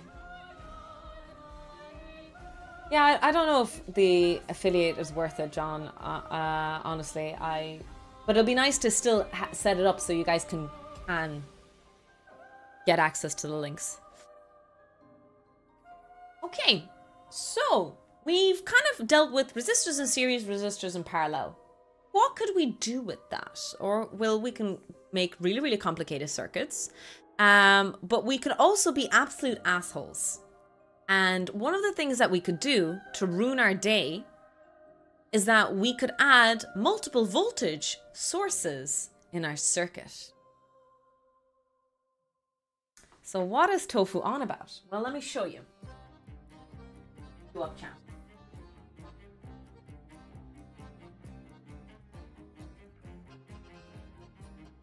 So let's suppose I build this circuit. Closer. A bit better, maybe? Yeah.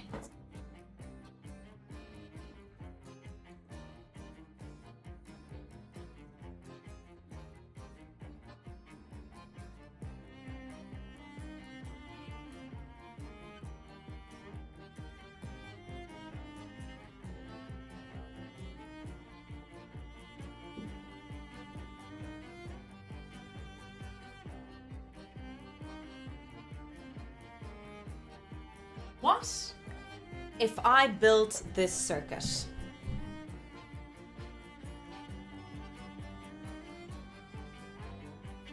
How would we go about solving this?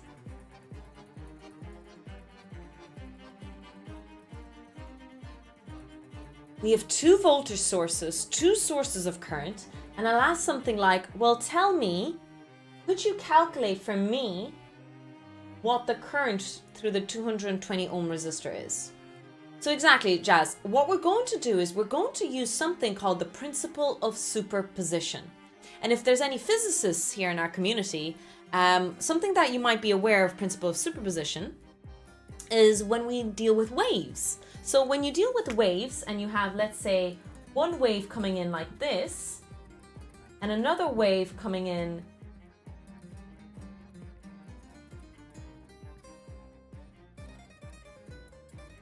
like this. I wanted to make sure the angles were correct. If you have two waves coming in like this, what's the outcome wave going to look like? When two waves collide like this, or overlap with each other. Flat, exactly. They annihilate each other. And the way you do that is that at any given point, you add the sum of these guys. So if I draw a line here, the sum is going to be 0. If I draw a line here, the Some is going to be 0, and so on and so forth and so on and so forth. This is the principle of superposition in physics, and we can apply the same logic to this. We're basically going to solve one circuit, shut down one voltage source, solve one circuit from its perspective, then do the same to the other story, and then algebraically add them together. That's the idea of how we're going to solve that. And I'm going to do a very cinematic ending to this session. Not ending to the session, but ending to this moment. And this is where we're going to go for our commercial break, i.e. Tofu needs to use the bathroom. And so when we come back, we are going to solve it using the principles.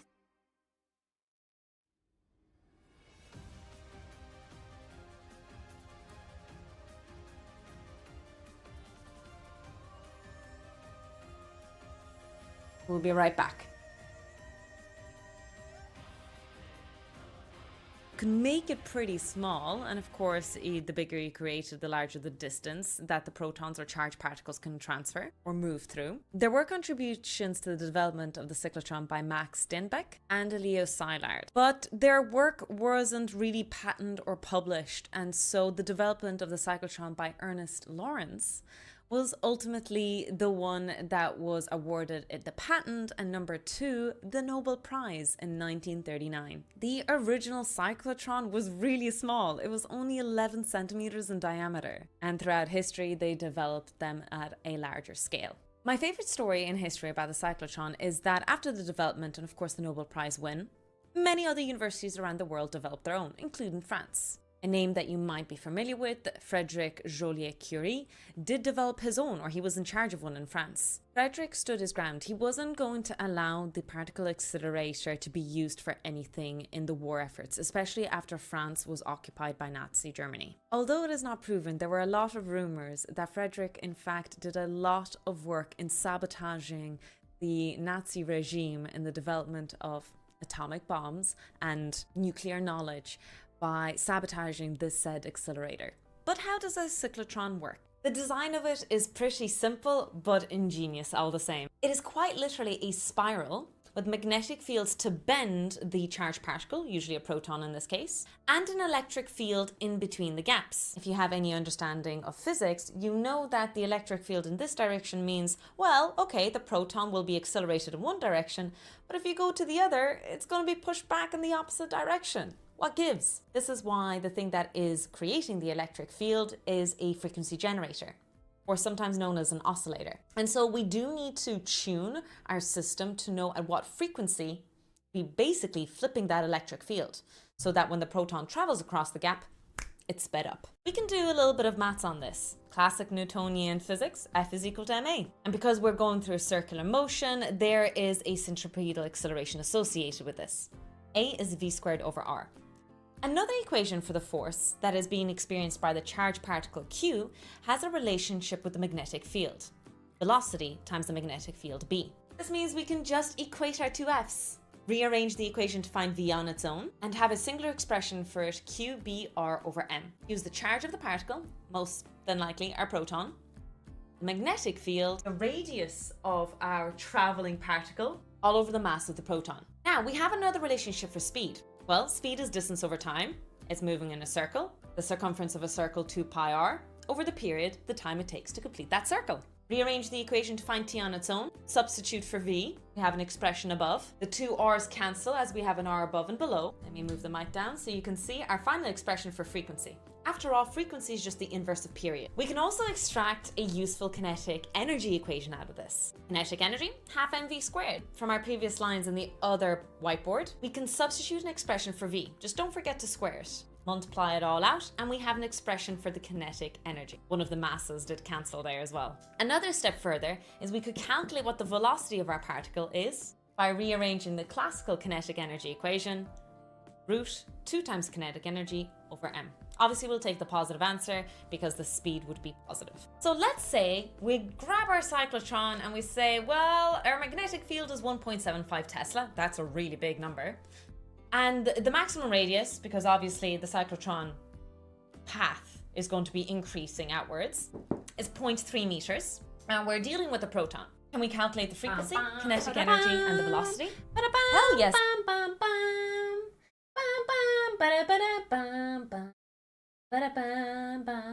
Ba-da-bam, ba-da-bam.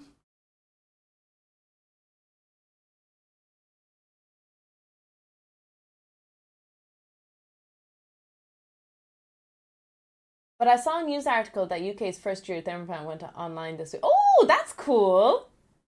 Is that the Jurassic Park theme? Ba-da-bam, ba-da-bam, bam, bam. Yeah, that's what I was humming. I had to think about it. What was I humming? I don't remember what I was humming. Yes, it was. Hi, Science Bush. Welcome in, welcome in.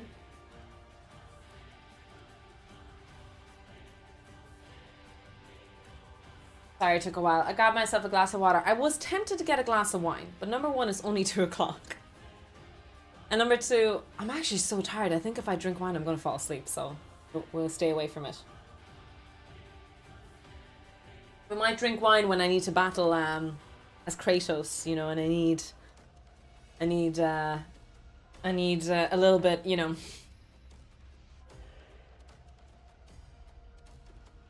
Not sure yet, but I think this can also be solved using just ohms and Kirchhoff's laws. But it just depends what you mean by that. So principle of superposition is technically just Ohm's law. So that's exactly what we're going to do. We're going to solve this using Ohm's law.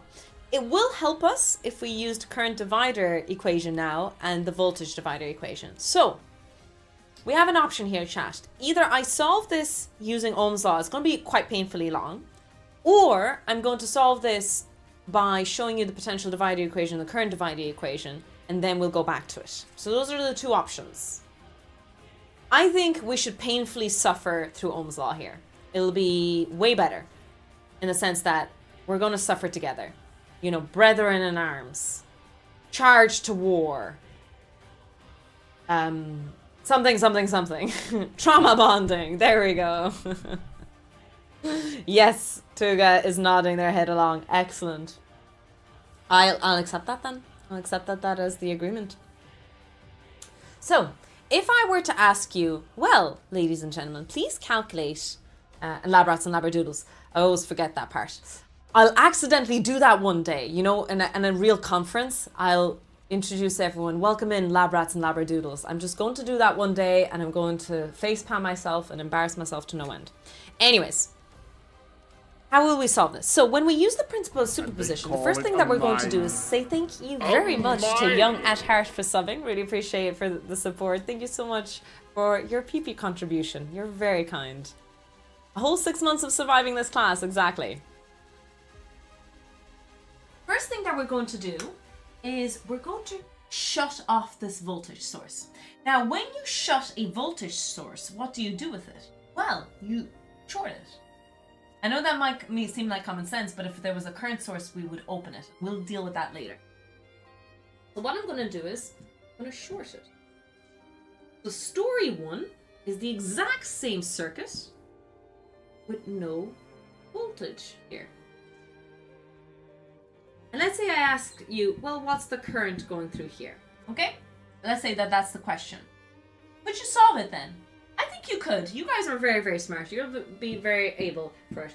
But if you're like, oh my god, I don't even know where to start, do not panic. I will hold your hand through this. So let's solve story 1. I'll call this story 1. Actually, just to make it a bit like notation different, call it story A.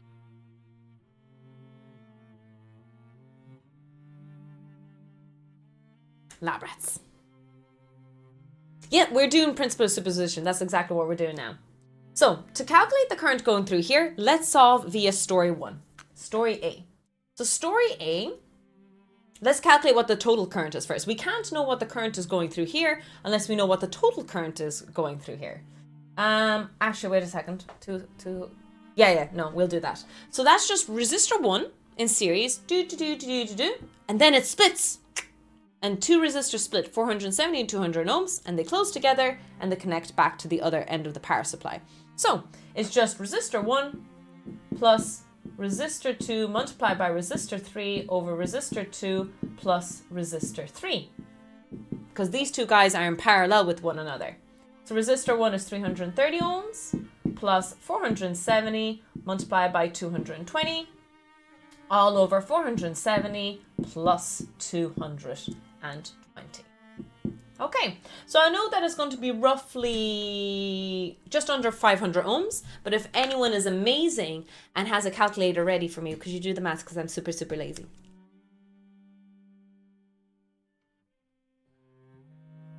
How did you even log in today? What do you mean, science bitch? Oh, wait! You're talking to each other.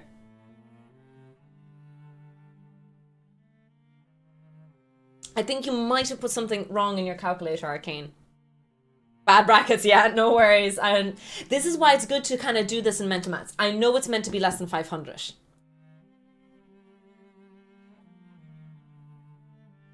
$480, 479. Excellent. Perfect. Beautiful. Beautiful stuff. So it's 479 ohms. So that's what the total circuit, And they call it a mine. total resistance is. A mine! Thank you, Science Bish, for gifting a gift sub to Not That Bright. I appreciate that. Thank you. Thank you. Thank you.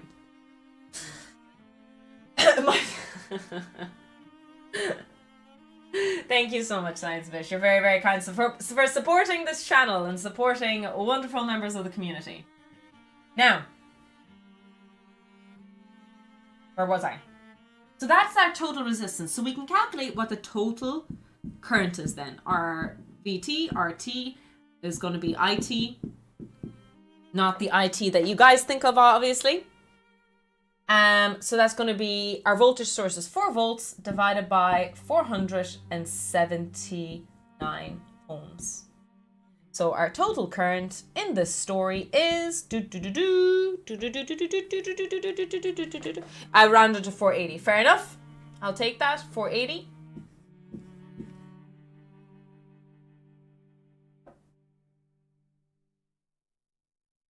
So 4 volts divided by 480 ohms equals 8 milliamps. Lovely. Good stuff. Good stuff indeed. So that means that our current is going this way. And then it has 2 paths to take. It goes down this way or down this way. Now, a lot of you will jump in and say, Tofu, just use the current divider equation. Just one more equation. But I didn't derive the current divider equation. We are going to be so painful here. So instead, we are going to have to measure the voltage. So we know that there's 4 volts going in. Some voltage is dropped here. Some voltage is dropped there. So how much voltage is dropped across these 2 guys so that we can calculate what the current is going through it. We're doing this painfully. Remember, we are suffering together. So let's calculate what the voltage drops are going across that. So that's 4 volts going in. We have a 330 ohm resistor and then 2 guys in parallel afterwards. Okay. Now these 2 guys in parallel can be redrawn as one resistor. RQ, R1. RQ is equal to the 2 guys in parallel, 470 and 220. So 470 ohms multiplied by 220 ohms, all divided by 470 ohms plus 220 ohms. Okay, so with that on the board, could we extract what the equivalent resistor value is there?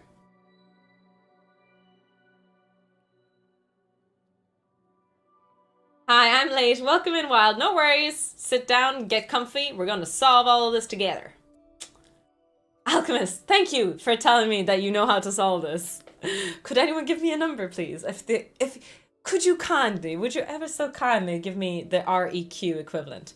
About 150. Excellent. Thank you very much. Oh, I could have done that actually, meant. Sorry, I remember because we calculated the total. Yeah, anyways, it's fine. It's fine. 150 ohms. So the first guy is 330. And this guy is 150. Now, you calculated earlier for me that the current going in here is 8 milliamps. What's the current going through R1? 8 milliamps. The current going through R equivalent going to be 8 milliamps again, isn't it? The current has no other path to take in this equivalent circuit is going to be 8 milliamps the whole time. So we can calculate the voltage drop across this REQ. That's what we're looking for.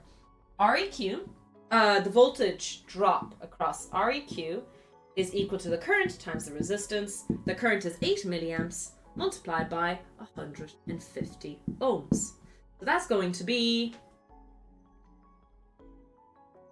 1.2 volts.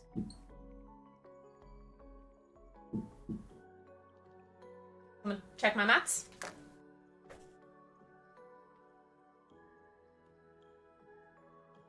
Oh no, rush back. I'm sorry. You got about 1.2 volts as well. Okay, perfect. Make sure to check my maths. If you guys get a wrong, different answer to me, shout at me. I don't know how you can shout via Twitch, but you know, it is what it is.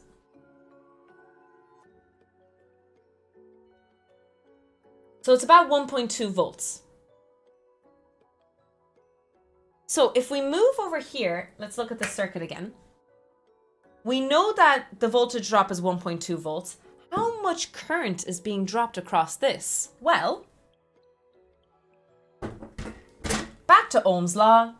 V is equal to IR. We're looking for I. The voltage drop across resistor 2 over resistance R2 is equal to the current across R2. V2 is 1.2 volts. The resistance is 220 ohms. In your calculators, 1.2 divided by 220 ohms.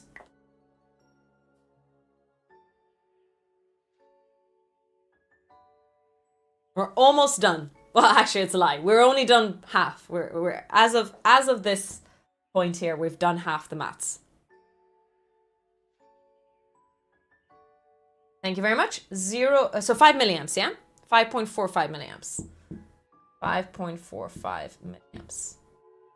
Ta-da! And that is our current. Going through resistor 2 of value 220 ohms when the 6 volt is shut off. We have finished story 1. Story A.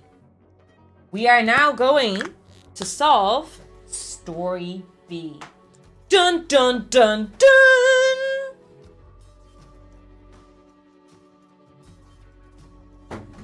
Story B is when we have our voltage source here, 6 volts, going through. Sorry, I'm trying to remember what the voltage values, resistor values were. 470. 70, 220, 330.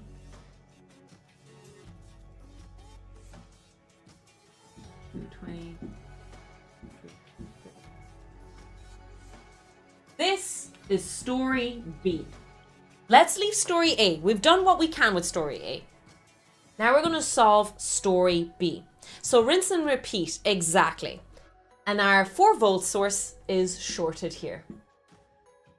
So we're going to do the exact same steps again, but solve the current going through 220 as if the other guy is shut down and only the 6 volt guy is operated.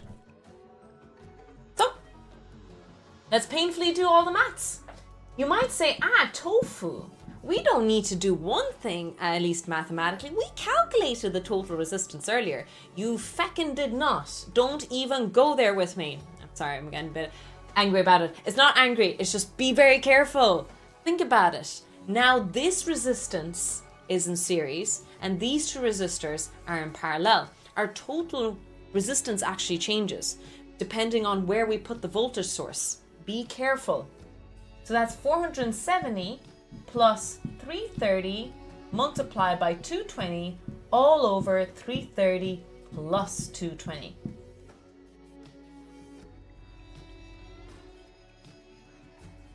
Hi Swaz, hi Acer, welcome in, welcome in.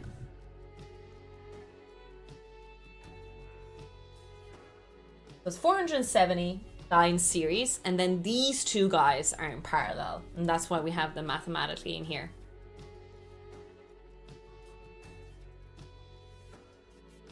What's the total resistance, Rushback?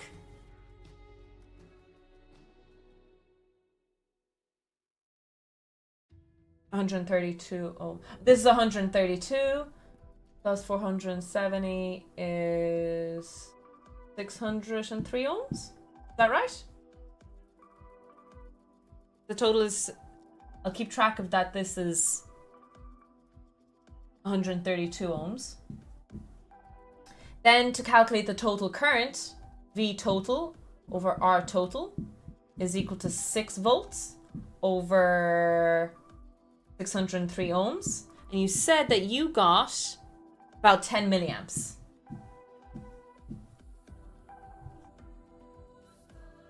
Oh, 602. Oh yeah, you're right. Why did I say 3? Sorry. Bit of brain lag. There you go. That's okay. No worries. No worries. In story A and now in B, is not the open circuit affecting something? There is no open circuit though. Unless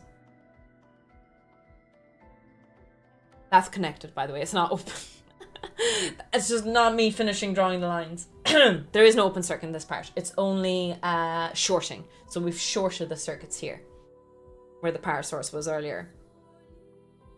Okay, so we calculate what the total current is and 10 milliamps, 10 milliamps, 10 milliamps, and then current splits either in this direction or this direction. And we want to know, well, what's the, current going through this guy here. But first, we need to calculate what the voltage drop across those two guys are. So the voltage equivalent is equal to the current, which we calculated 10 milliamps, multiplied by the equivalent resistance. So our current is 10 milliamps, and our equivalent resistor is this guy, multiplied by 132 ohms. We get the answer to be 1.32 volts. Okay, so 1.32 volts is the voltage drop across these two guys in parallel. So I'm running out of space. So I hope you just remember this part of the board.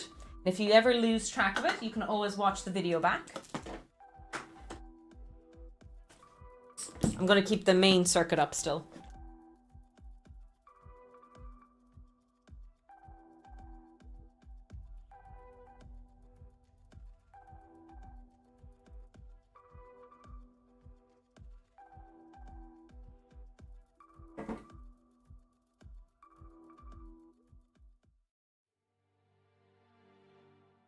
Let it dry for a second, sorry. My whiteboard needs a bit of water. I captured it in my 36 IQ brain. Oh no. Oh no, oh no.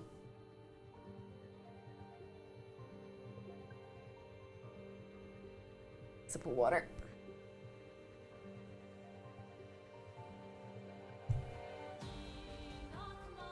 Oh Jesus, we have some really low IQ people today.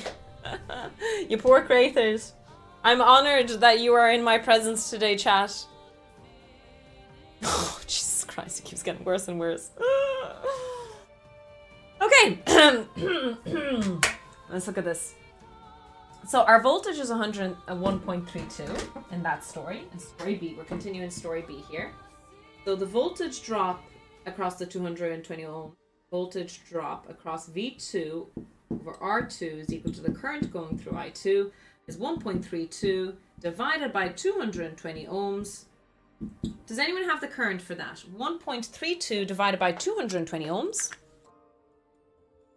Last one due to a lecture. You know what? I get that. Sometimes I go to a lecture and I feel like my IQ dropped significantly after that lecture. Welcome in, Prince from India. 6 milliamps. Thank you very much. 6 milliamps. There we go, chat. We solved what happened in story A when we shut down this guy, when we short it. We calculated what the current is when we shut down this guy, story B. And the whole idea, the principle, where the idea comes of principle of superposition, is that we'll algebraically add them. And just be careful, just in case you think mathematically, is there a minus sign, is there a plus sign?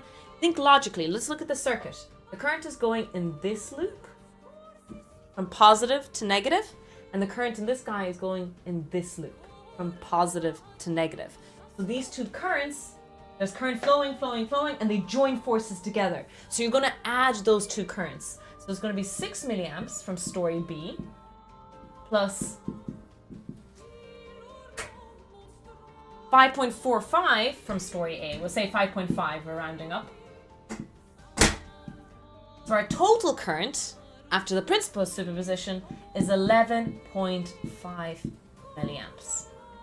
And that, boys and girls, ladies and gentlemen, lab rats and labradoodles and everything in between, is how you solve current or problem solving when you have two voltage sources in a circuit using the principle of superposition.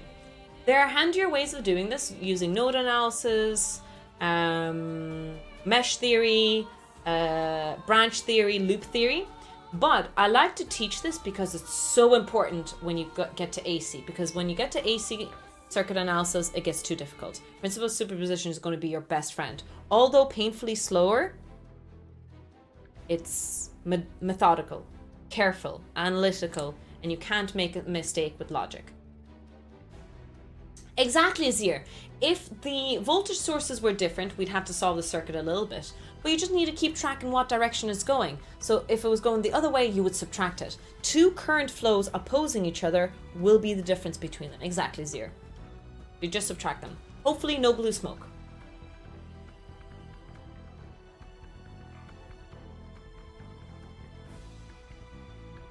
Okay. So, another problem that I'd love to solve is to show you what happens when there's a current source. So that's another thing to solve, but I'm just going to sit down for a few minutes. That's okay, just to rest my feet. Usually in a lecture I walk around, but because I'm not walking around in my bedroom, not my bedroom, but in this room, my feet kind of get a bit sore. Sitting still is the worst thing, I think, for my feet. For anyone, I guess, but yeah, standing still for ages is a lot. Exactly, Rushback. We're going to do current sources and voltage sources. We're going to mix those two together. What do you teach, Tofu? I teach general physics, thermodynamics, electronic devices and systems, and DC AC analysis theory. Sleeping on the couch these days, yeah, I don't know. That couch doesn't look too comfortable. Yeah.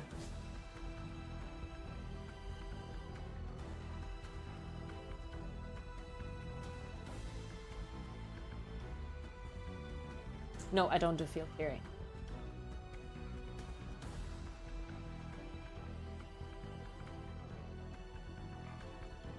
My little personal project at the moment is all electronics. I just got really into a lot of projects recently and a lot of it's not even solid state or nanotech. It's not even the physics of technology I'm interested in. I'm really interested in actually like building things these days. I really have a lot of fun with it. In terms of research at the moment, all I'm doing is building contraptions and measurement devices and systems. A lot of fun as well. It's just something that I'm really into at the moment. I like, while I have passion, I'll go where my passion leads me. Science communication is also fun as well. I hope to apply for some minor research in that realm. Just minor research. I don't want to do too much of that kind of stuff because I don't want to take too long of a break from my research in energy grid and electrical systems, battery technology. Just a small break. I'm forced to take a break. I can't do anything about it. I have this weird situation where I became too successful too soon.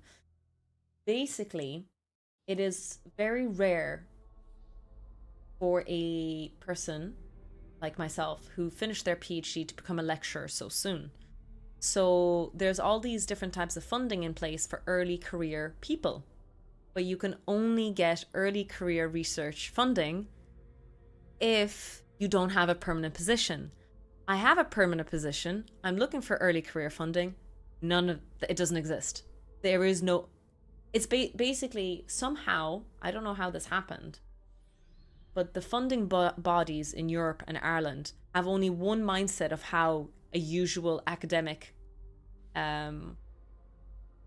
career works, And so if you don't fall in that category, you're screwed.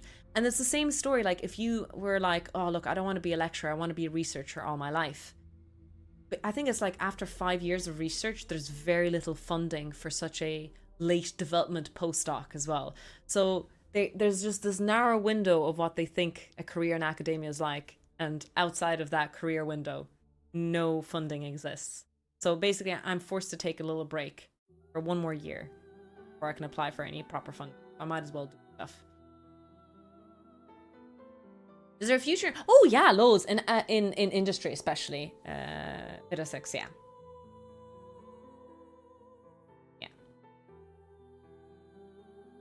I'm into lounging at the moment. It's my current passion. Yeah. So for the first time in the new year, I stopped playing No Man's Sky and I started playing House Flipper. It's a really lovely lounging game to play while you lounge.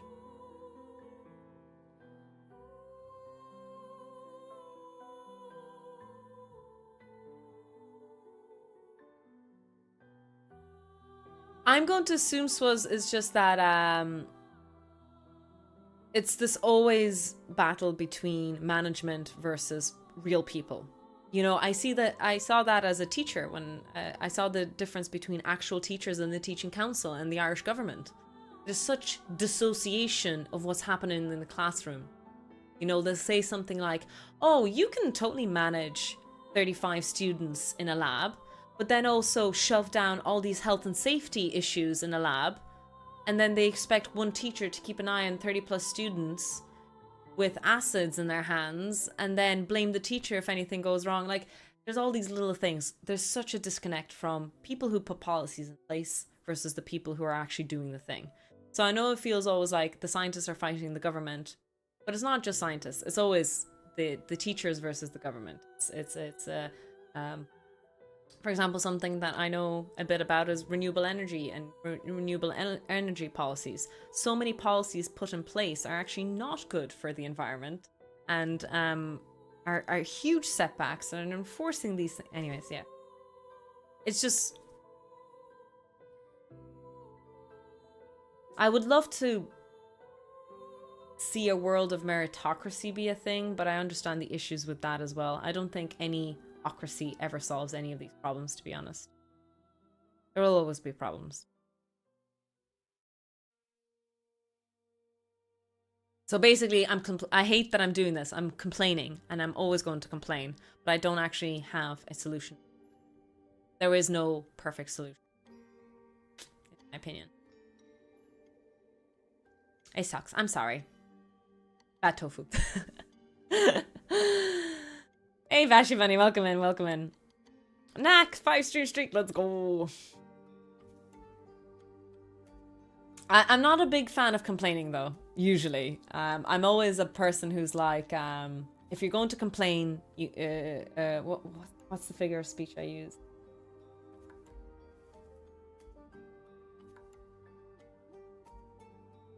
Complaining without providing a solution is just nagging, or something like that. Complaining without providing a solution is just whining. There we go. That's the figure of speech.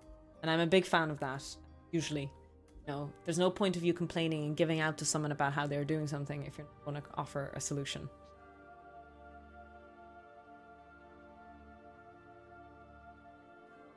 What about the best non-perfect solution?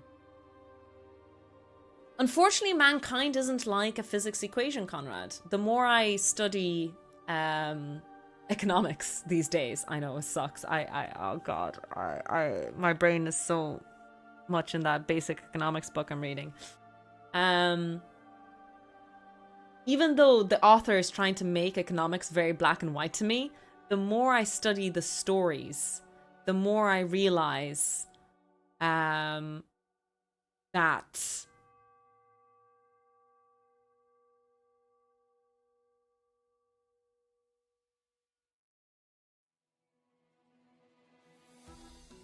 human, mankind, economy cannot be predicted.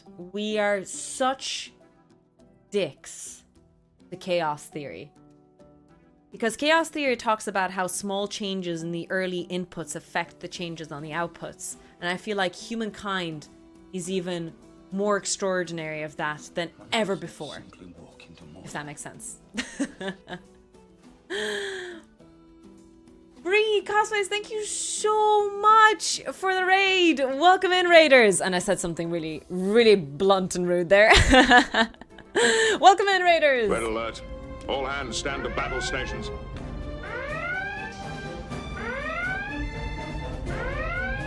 Laying an intercept course to the Romulan ship. Shields up, load all torpedo bays. Stand by phasers. Warp factor 8. Engage. Hello, raiders. Welcome in. Welcome in. How is your stream? You were playing Resident Evil Requiem. Okay, okay. You are more than welcome to talk about how much fun it was, how, you know, interesting it was, and all the good stuff in between. But I kindly ask you, don't spoil it. I want it so badly. Welcome in, welcome in. If you need to raid and dash, we completely understand. But other than that, you guys are more than welcome to hang out here. I'm just checking. Something happened actually to my Twitch just there. My Twitch is going crazy at the moment in terms of followers. I'm not getting the follower notification. We just jumped in almost 10,000 followers in 3 seconds, in 3 minutes.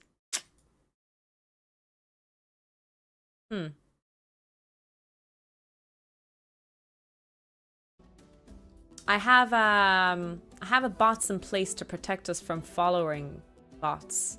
It doesn't seem to be working at the moment. Ooh. Yeah, I don't know if anyone can see that. I have 26,000 followers at the moment.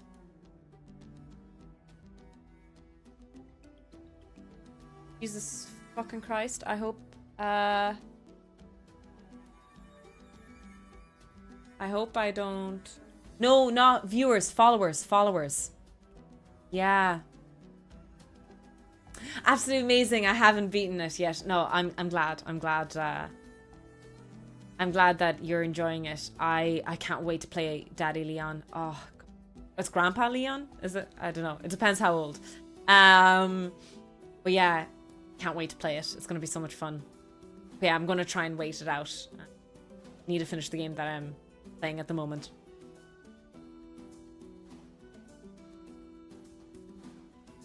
It's at 30k now, yeah. Yeah, I think I just got follow botted like crazy. But I hope Twitch will clean it out. I do have Root Commander and... Wait. Shouldn't I have Seribot? Yeah, Seribot should be blocking them. The good news is it's not coming up in my activity feed.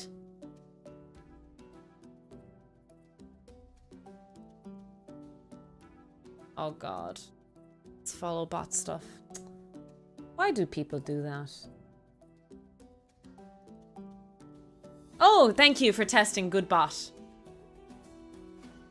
What are you playing at the moment? Kratos. I am playing God of War Ragnarok. There we go.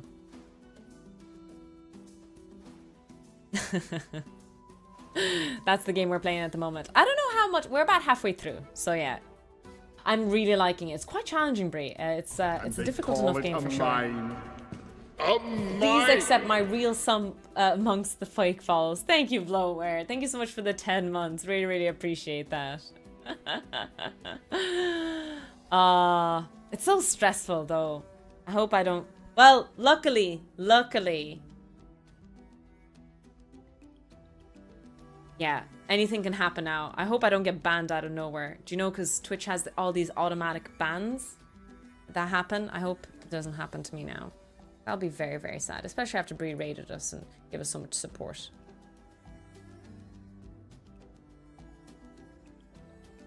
Jesus, it keeps going. It's at 35k followers now.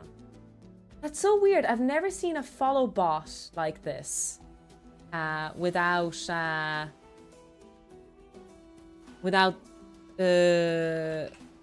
follows on the alert. I might just take a screenshot really quickly.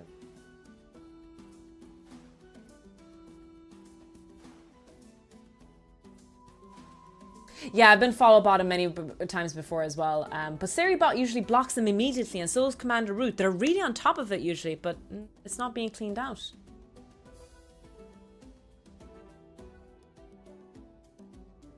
Hopefully everything's okay. We'll cross our fingers and toes anyway. Hopefully it'll be fine.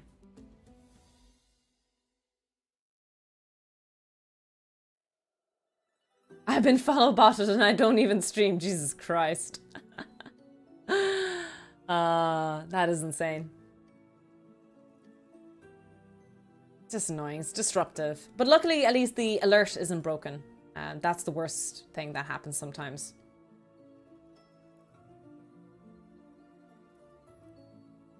I'm crossing my eyelashes. Excellent. Excellent. I'm just gonna post a thing about this really quick. Not on socials. I'm just in a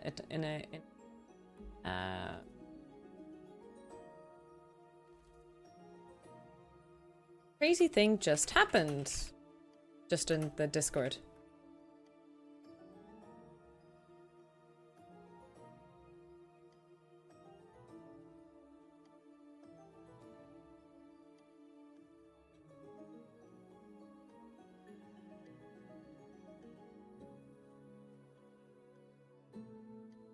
And it did happen just before you raided, Bree, so you did not bring this trouble in.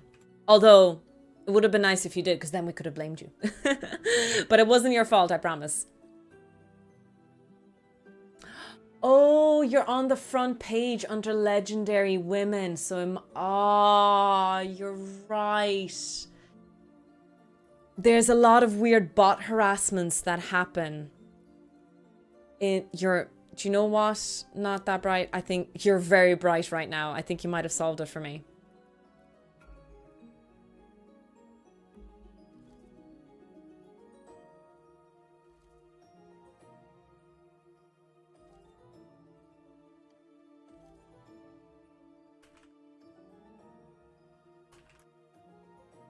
Shh, I have a reputation to maintain. Okay, I just posted it there. Excellent. No, that makes sense. That makes sense. I don't know about follow bots specifically, but I do know that a lot of people who are on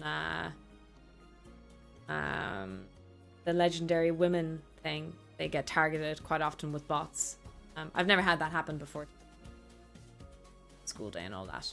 But I really, really appreciate all the other real followers. So I'm very grateful for that. And obviously, don't worry about it. We won't worry about it. Came in here from the front page, which is great. What are we doing? We are doing DC circuit analysis. We built a few things to test some theories. And now we're going to continue with that. We're going to do a bit more principal superposition stuff, if you guys are interested in. But now what we're going to do is we're going to solve the principal superposition with current sources. So we solved it using voltage sources only. Now we're going to solve it with current sources. Bree, thank you so much for sending your friends over here. I'm really sorry. I got startled by the bot thing that just happened. I want to say a huge thank you for raiding in and sending your community over here. For anyone who is new, I apologize. I usually introduce myself, but I got like a bit flabbergasted there. I'm Tiny Toxic Tofu. I stream science and technology education. Today we're doing DC circuit analysis theory. And then we play video games. But if you guys want to catch someone who does amazing cosplays, amazing playthroughs, she's playing Requiem at the moment. So we're avoiding spoilers. But Bree's playing that if you guys want to. But good night, sleep tight, and make sure the bedbugs bite. Really appreciate the support.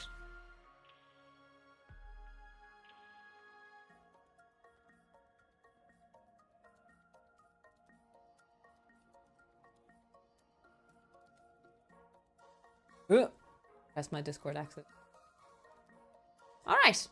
Now, after all is said and done, let's do some more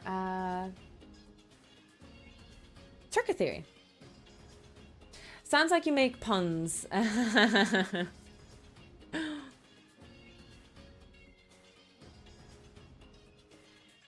Thing is, bots carry a very special technical signature that companies can block very easily. Sadly, they just don't care to implement it. Ah, okay, fair enough.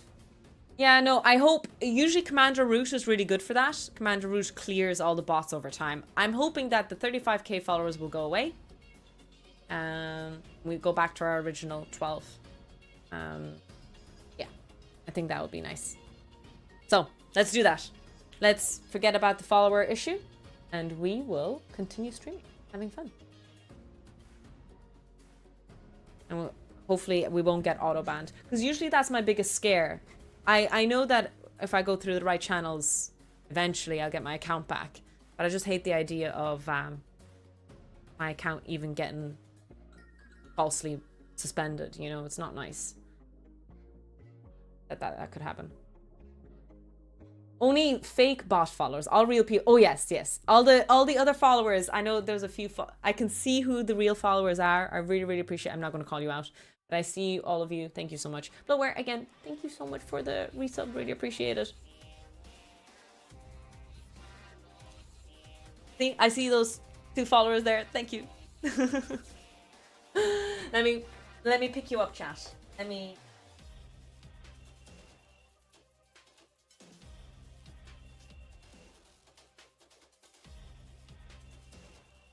What? Dropped you.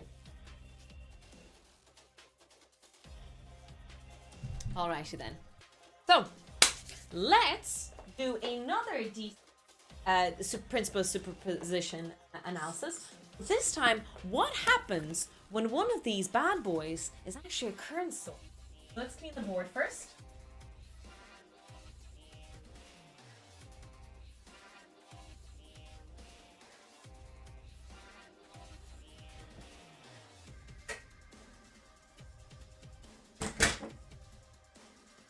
We finished parallel circuits. We're kind of moving on a little bit, if that makes sense. We've done a lot of those, but we're still going to use parallel theory when solving principle of superposition. Show you now.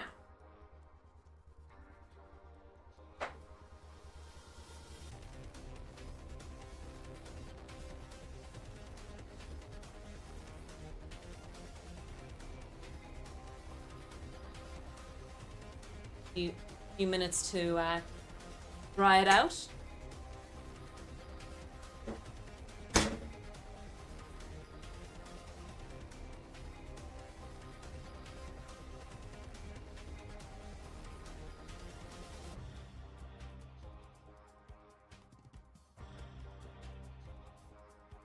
What toughness of levels of physics do you have to study for a master's in history?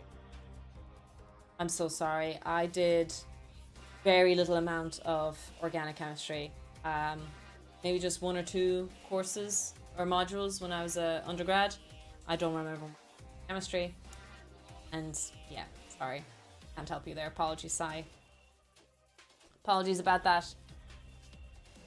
And you know, ultimately, it doesn't even matter what I say. If I did experience that, every university around the whole world, and even within their own countries, are going to be very, very different. Stuff like that isn't actually quite not as consistent.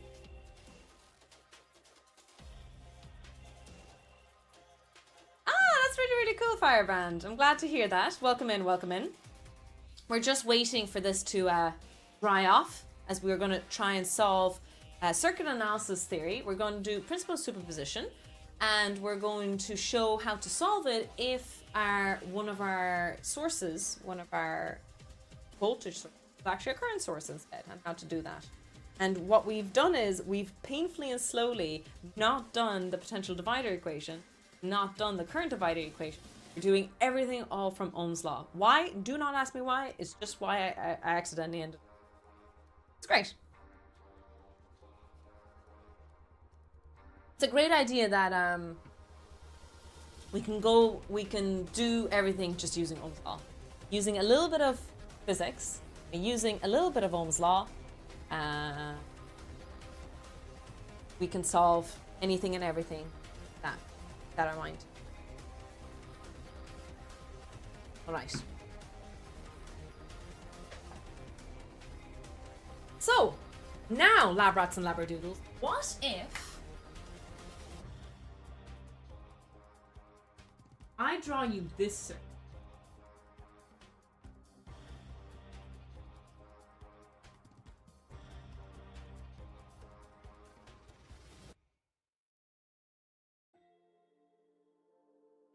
Dun dun dun dun!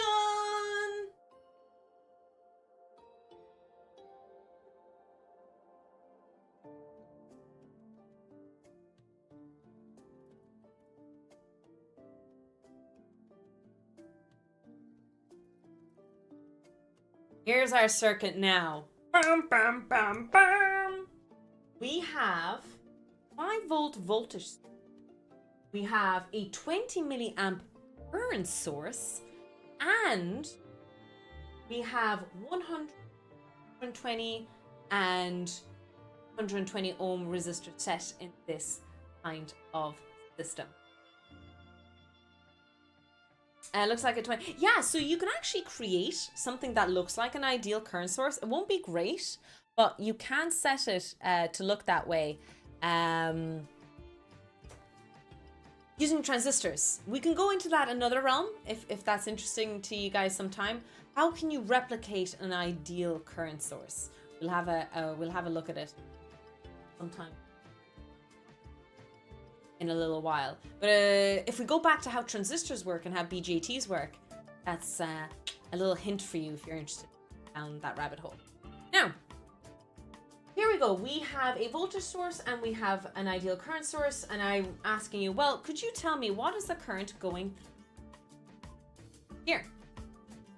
Yeah, exclamation mark Discord is linked to this.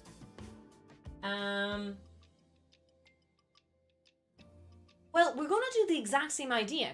We're going to have story A and we're going to have story B. So let's look at story A. It says, let's shut down the current source. So we're going to look at it from perspective of the voltage source only. Let's shut down the current source. I'm going to do something slightly different. When you shut down a current source,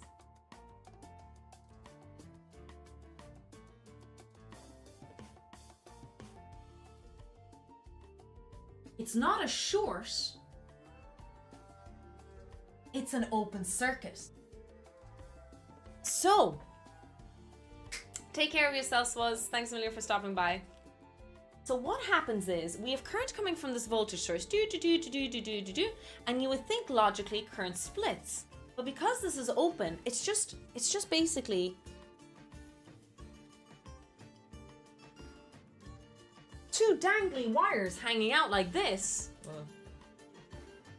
That angle. But there's just two dangly wires hanging out like this, and they're not connected. And so there's actually no current at all. And from the perspective of the voltage source, it doesn't even exist. This is what exists from the voltage source's perspective. So we just have a simple current going around from 5 volts to 100 ohms, 220 ohms. This is going to be so nice and handy. Because think about it, I'm just asking you, what is the current going through 220 resistor? Well, that's just this guy and this guy there. It's just one circle, one loop. There is no other current, so it's the total current. V total over resistor total is equal to current total. Our total voltage is 5 volts. Our total resistance is 2 resistors in series. Perfect, there's 320 ohms. So 5 volts divided by 300 ohms should give us the total current, which also includes the current going in this direction as well. So if anyone can have that calculation.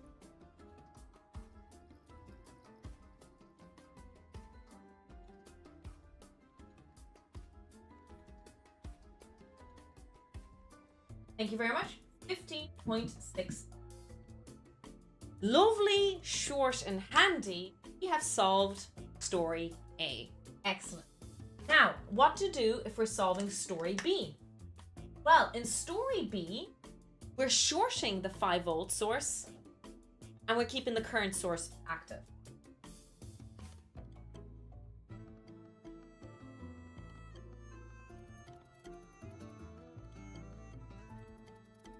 So from the perspective of the current, it's going do, and then the path splits. It either goes here or here. The total current here is 20 milliamps, 20 milliamps, 28 milliamps, 20 milliamps, 20 milliamps, and then over here it splits. Now again, if you know your current divider stuff, that's great, but we're not using the current divider or the potential divider. We're being efficiently lazy, and instead what we're going to do is we're going to calculate, well, what's the voltage drop across this guy? Voltage, distance, calculate what? is. Okay? So let's, first step first, let's calculate what the total voltage in a is. So voltage total is equal to current total, and we know the total, and resistance total. We don't know the total resistance. Let's solve that. RT is equal to the first resistor, 200.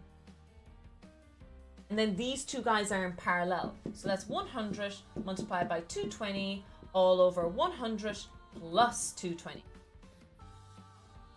What is the total resistance? Hi Alex, welcome in, welcome in. I became lost as soon as you came up to the whiteboard. I'm sorry, Chewy. We are in the middle of the lesson, I admit. I'll upload a full YouTube video with beginner aspects of this in the beginning.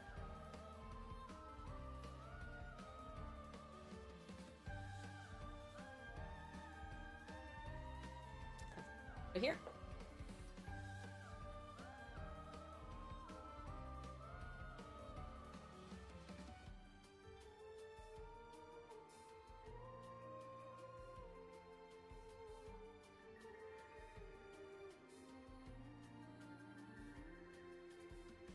On your calculators, 100 multiplied by 220 divided by 100 plus 220, all in brackets, plus 200.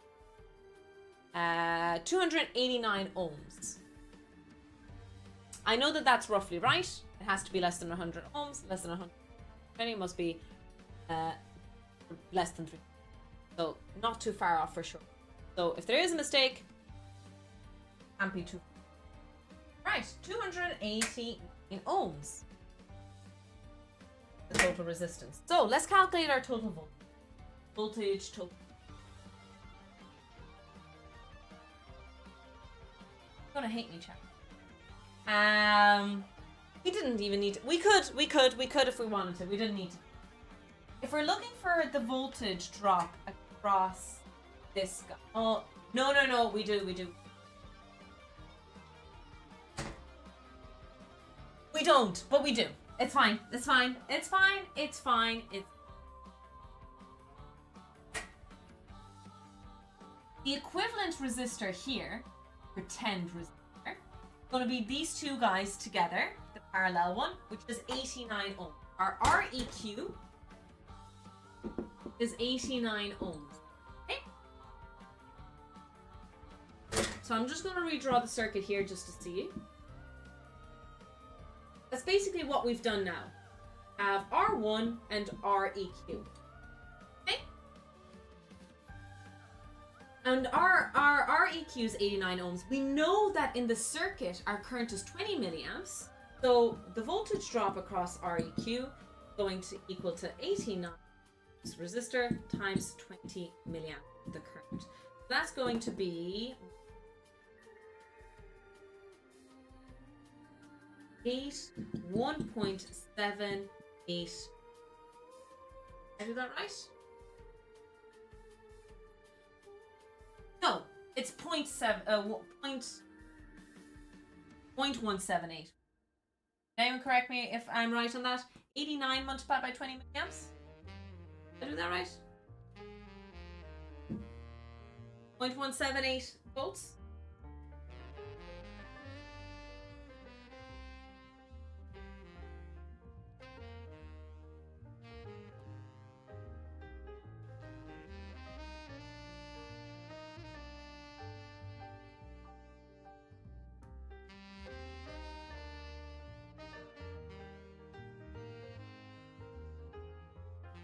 .78.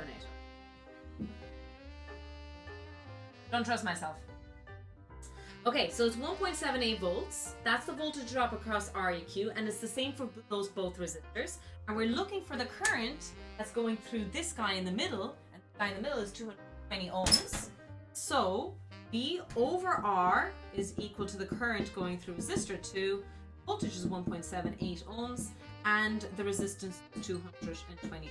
Sorry, 1.78 volts divided by 200 ohms. And our current, I2, in story B, going to be, that rhymed, 1.78 divided by 220. Hi Anchor, welcome in. Sorry Sai, I didn't catch your message there earlier.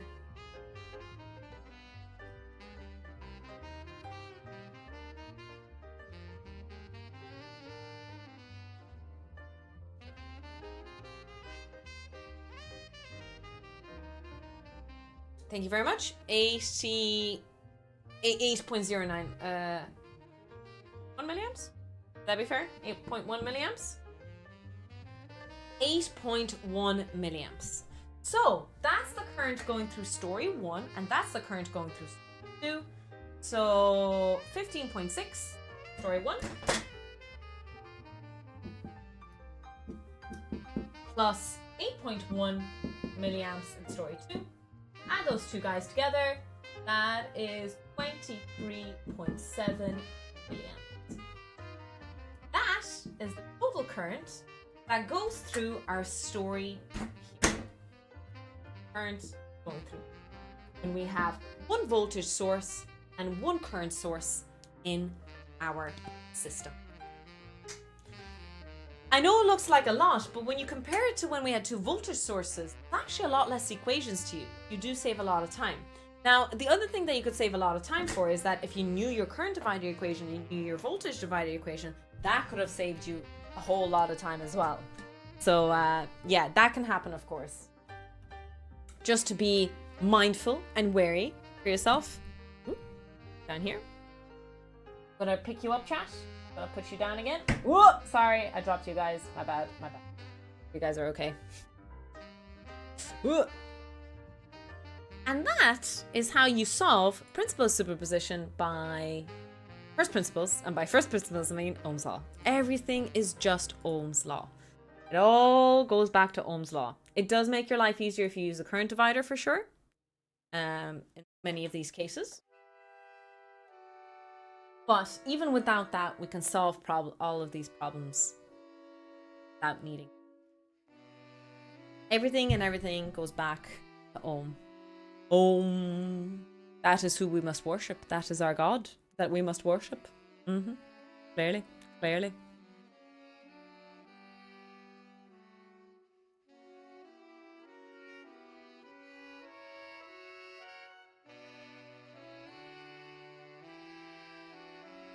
Lovely edition 33 music.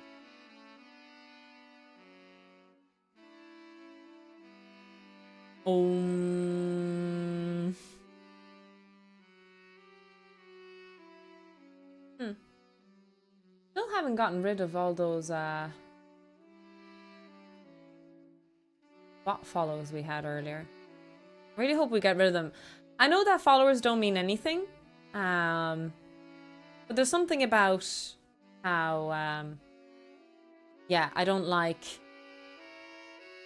inflated followership for sure. I actively scrub my account of bot follows. I like a nice representation of your followers, especially since you do silly things. I used to do a lot more silly things for follower goals. I was wondering, when my phone battery goes to 100% zero, does the battery actually get physically lighter because it loses energy, or is the mass exactly the same? It should be the same, yes. So conservation of mass should remain, generally speaking, Sai. There is like things to consider about like heat and things. But usually in a closed system, ideally, one side of the half cell might become unbalanced or might have more mass or could become more dense over time than the other with each cycle, but the total net system would remain constant, yes. That sounds like someone with an inflated follow count would do it. Promise I'm not about. No worry, John. I actually don't know if I can scrub bot follows on Instagram. I know that Instagram deletes them anyway passively, but I don't know if there is an account. Yeah.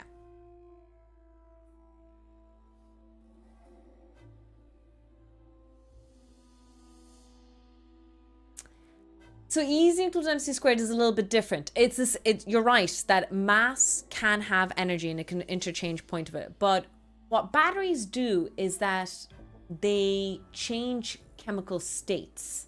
It's not so much as matter being destroyed to change into energy to give you energy in your phone, but rather chemical potentials changing from one half cell to the other.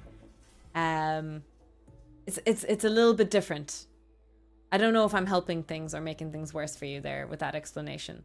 I've never been asked something like that directly, so I hope You're not wrong. E is equal to mc squared holds. Matter can change between energy and energy can change between mass. But that's not what's happening in a battery. We're not destroying matter to make energy.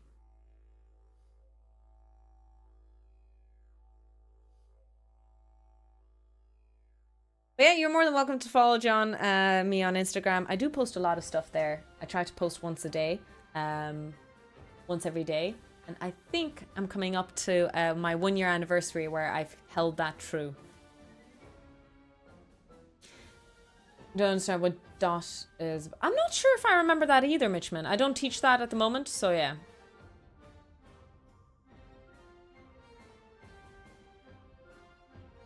Morning, Tofu, Bambi, and Chat. Hi, J-Per. Welcome in.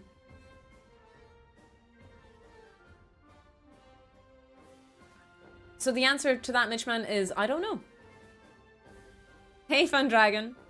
I watched for the first half. Are interesting. I just followed to argue a bit. Oh no. Oh no. Yeah, exactly. We're not. Yeah, that's a better kind of way. I can see what you're saying, Flocker, there. That it's not like we don't have a solar panel connected to our phone, or we don't have a coal plant directed to our phone. We charge our phone externally. Just a chemical reaction balance happening inside the cell. We're not creating energy out of nothing. Maybe that's a disconnected conception that occurs because of that.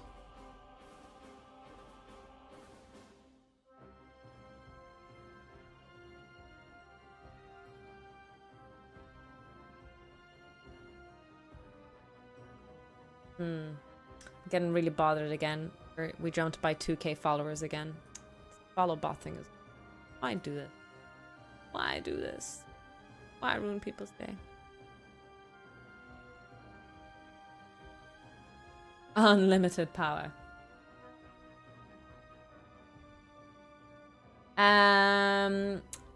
What is the use case for a principal superposition?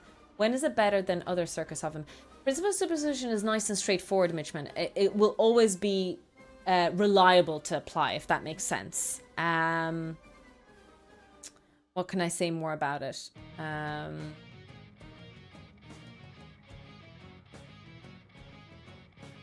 Node theory, you mentioned earlier, I think I vaguely saw, is handy and straightforward if you understand what potential is. In my experience, people forget that what potential is. There's a potential difference. It's a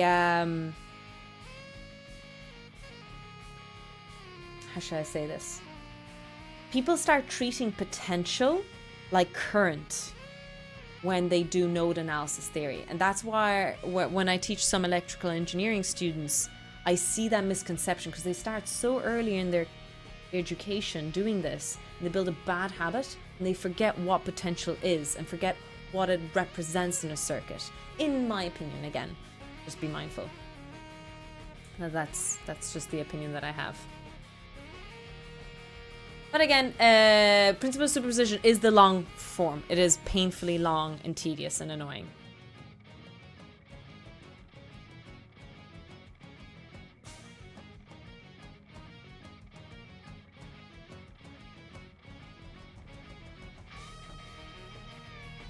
Yeah, exactly. If you can avoid the pitfall, it would be nice. Careful there. Point to resource to how to break down a PCB or circuit diagram in discrete circuits and compromise it. I'm still learning, so I don't know if I'm at... Oh, I wouldn't even know where to start with that, Jack. Like for PCB design, is that what you're talking about?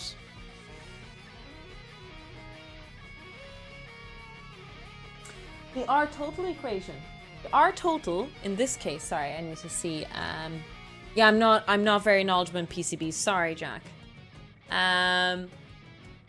In my circuit, I had one resistor in series, so we just add that guy. And if there was another resistor in series, we would add it. But instead, there was two resistors in parallel. So resistor 1, 100 ohms. Resistor 2, 220 ohms. Multiply those two together, and we divide by the sum. The real equation to get two resistors in parallel, 1 over RT equal to 1 over R1, 1 over R2. But if you do a little bit of algebra, it's the multiplication of those two over the sum of those two resistors. That's where I got that equation from.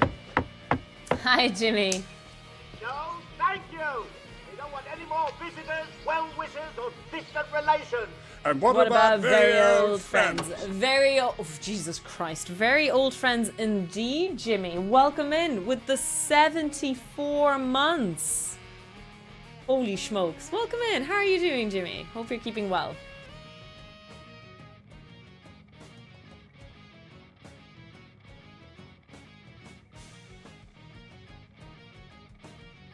If I have to guess, they follow you now, drop afterwards, and when your vanity is high and you lose them, they offer you to buy them again for a little fee. Oh, okay. I don't know what that's about. It's annoying. But if it is what it is. Do you know what? I'm going to close my follower count so it doesn't bother me. And what we're going to do is, as long as I'm not banned, we'll be fine. We'll keep streaming and I'll see what I can do. Maybe Commander Root will... I might do a manual Commander Root clean of my followers after stream. Do that.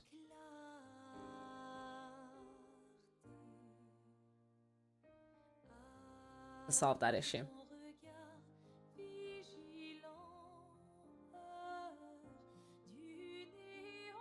Since you've done PhD in a branch of electricity, do you still have a good grasp of mechanics? Like rotational dynamics and simple harmonic motion. Have you tried Erudov physics numeric? Yes to your first part, no to your second part. Because even though I've done my PhD in battery technology and wind turbines and all that good stuff, I teach physics as well. So it just depends. The curriculum changes, the course changes. I'll be honest with you, in 5 years' time, I'm going to teach new subjects. It's just going to happen. Every few years, I'm going to teach new subjects. And hopefully, by the end of my career, I would have taught every single curriculum in physics, which would make me at least an all-rounder physics by the end of my career. That is what I'm hoping for. I think you got raided in here, Jill the Reaper. Welcome in, welcome in. Did you get raided by Bree by any chance?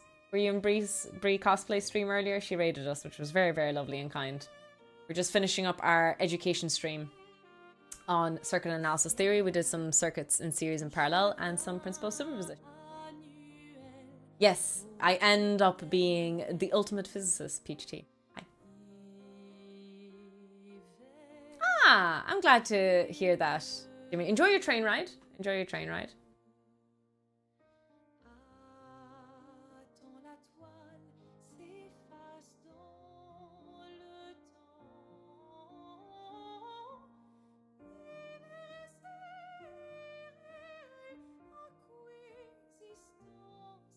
Did you say something called node analysis? Yeah, I was just discussing earlier that node analysis can be quite bad sometimes. It's how should I say it? It teaches bad habits to people very, very young. Because when engineers and physicists and students encounter circuit analysis when they first, when they first,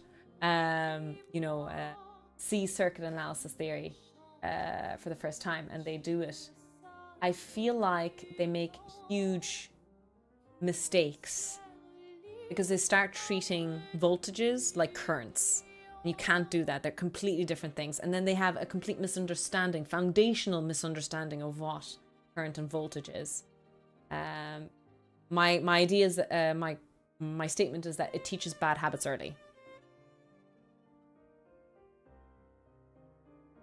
Because listen, it took me a long time to really... And maybe to this day, maybe I don't understand what voltage analysis is. Or what voltage truly is or what current truly is. You never know, you never know.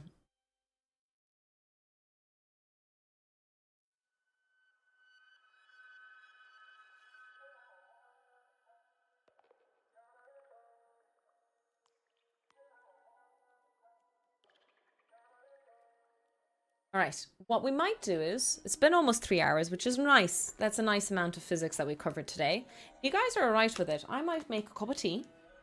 I'll say, I might have a biscuit. Say, there's no biscuits. There's no biscuits. What we might do is we might play a bit of God of War today. A good session of God of War because, I don't get to game much. This is my only stream this week. All week, no stream. So it'd be nice to get a good session of God of War. As in outside of physics, I would say engineering. I was thinking recently, if I were to force myself to do a new degree, I would do physics. I would do engineering. Oh God. My brain. Hi, Bloody Drongo. How are you keeping? PC, but for the this is my first game I'm playing on a controller.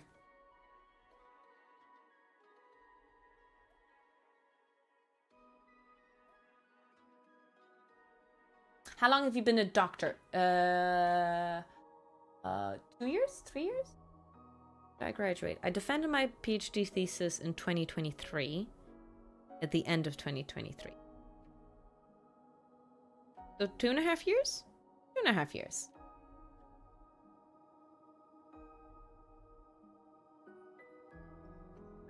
Let me put away my resistors.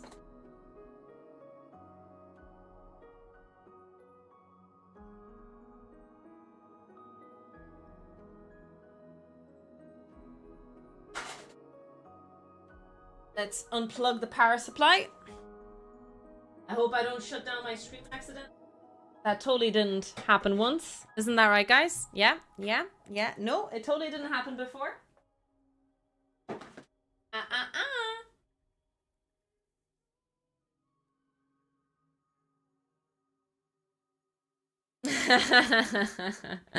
There was a mind jack that one, like when I defended my PhD thesis, I was actually thinking, should I change my username on all socials to Dr. Toxic Tofu? And if I were, I should have, I think maybe. Because it's too late now, you know, the brand is set in stone, unfortunately.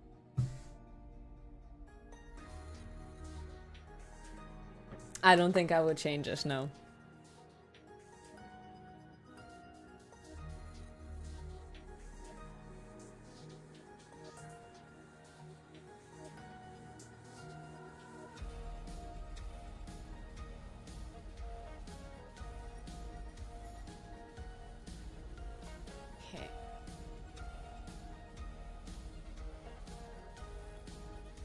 No, I just pulled the wrong one, Velis, and I pulled out my PC cable and my whole stream shut down once live on stream. Yeah.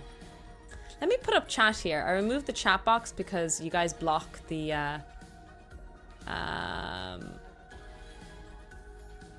let's talk about some. You guys block the whiteboard sometimes. Takes a few minutes to warm up. Oh, I didn't hear that there was going to be an Alien in Isolation 2.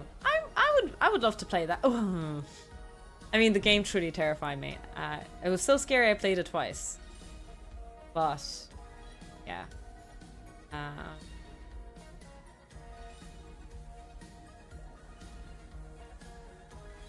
Do you have the top of a demon core? Not just the top of the demon core. This is a whole ass demon core. Aha. And a plutonium radioactive core that lights up if I bang it.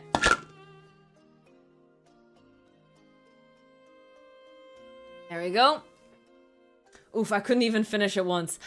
I played it years ago, Drongo, and then chat wanted me to play it again. I was like, I don't remember playing it. So I was like, you know what? Might as well try it. Might as well try it again. Clearly what happened was I lost memory of the game because I was so terrified.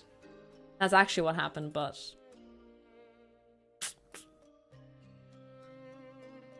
Drongo, while I have you here, did you ever get crazy bot followed before? And you didn't actually get the followers in your activity feed, weirdly.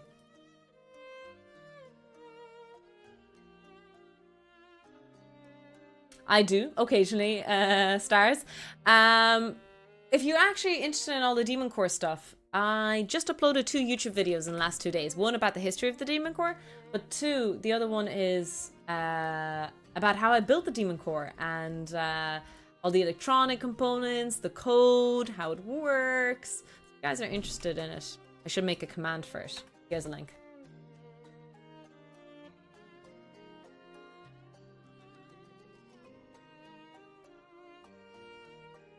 if anyone there is interested in it, then welcome to check it out.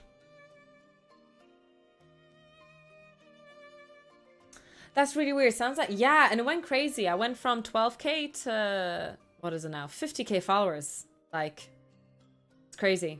The bot, I've never been bot follow like this before. I went from 12k followers to 50k followers right now. And it's not in my activity feed. I do have Seribot protecting me and Command and Root. And somehow they bypassed it. Howdy, hi Angel, welcome in. So I can still see all the real followers. I'm occasionally getting a follow every 4 minutes, which is great. Yeah. I see, I've been on the front page a good few times. You do not get 30,000 followers instantly in a span of 3 minutes.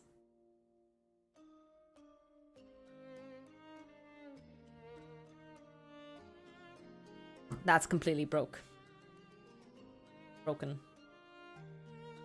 Might be worth reporting. Yeah, it's a Sunday though. I'm not sure, nightclub.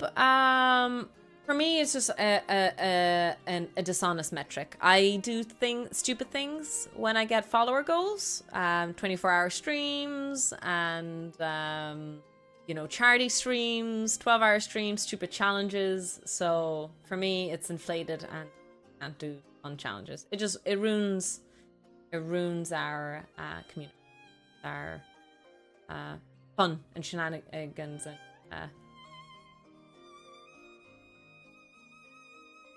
yeah, it is massive even for a follow bot. You're right, Hacks. There's something completely broken here. Something happened. I've been follow botted before by hundreds of followers. This is weird.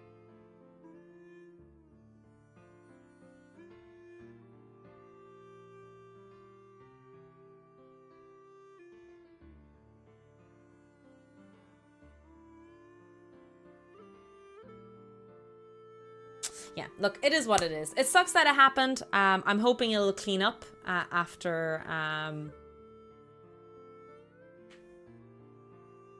a little while. Yeah, exactly, Bloody Drongo. It's so weird. I've never had this before. Because I can clearly see the real followers. There's a few people following me every 2 minutes, which is great. Thank you so much. But again, it's like it happened out of nowhere. I got 30,000 followers in 3 minutes. There are 10,000 there. And it's not in my activity feed. It is weird indeed. I'm gonna go pee. When I come back, I might have a beverage in my hand. Are you real though? Are you real? Listen, if we're all in a simulation, none of us are real. So hi, so I understand that you want me to, but you asked a lot of questions. I was just trying to target a few other people as well. There's a lot of people chatting, so I want to, you know, give as many answers as I can to as many people as possible as well. SM, hi, welcome in.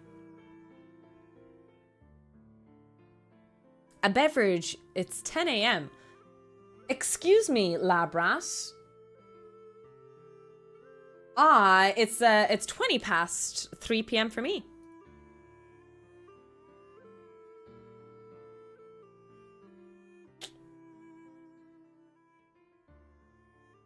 Your time zone is wrong. I need a drink after the long weekend. All right, I'm going to say bye to YouTube because I'm going to be playing video games. I hope you found the lesson useful. And for my Twitch community, I'm going to go pee. I'm going to grab a drink and come back. We're going to Kratos our way to championship. No, wait, no.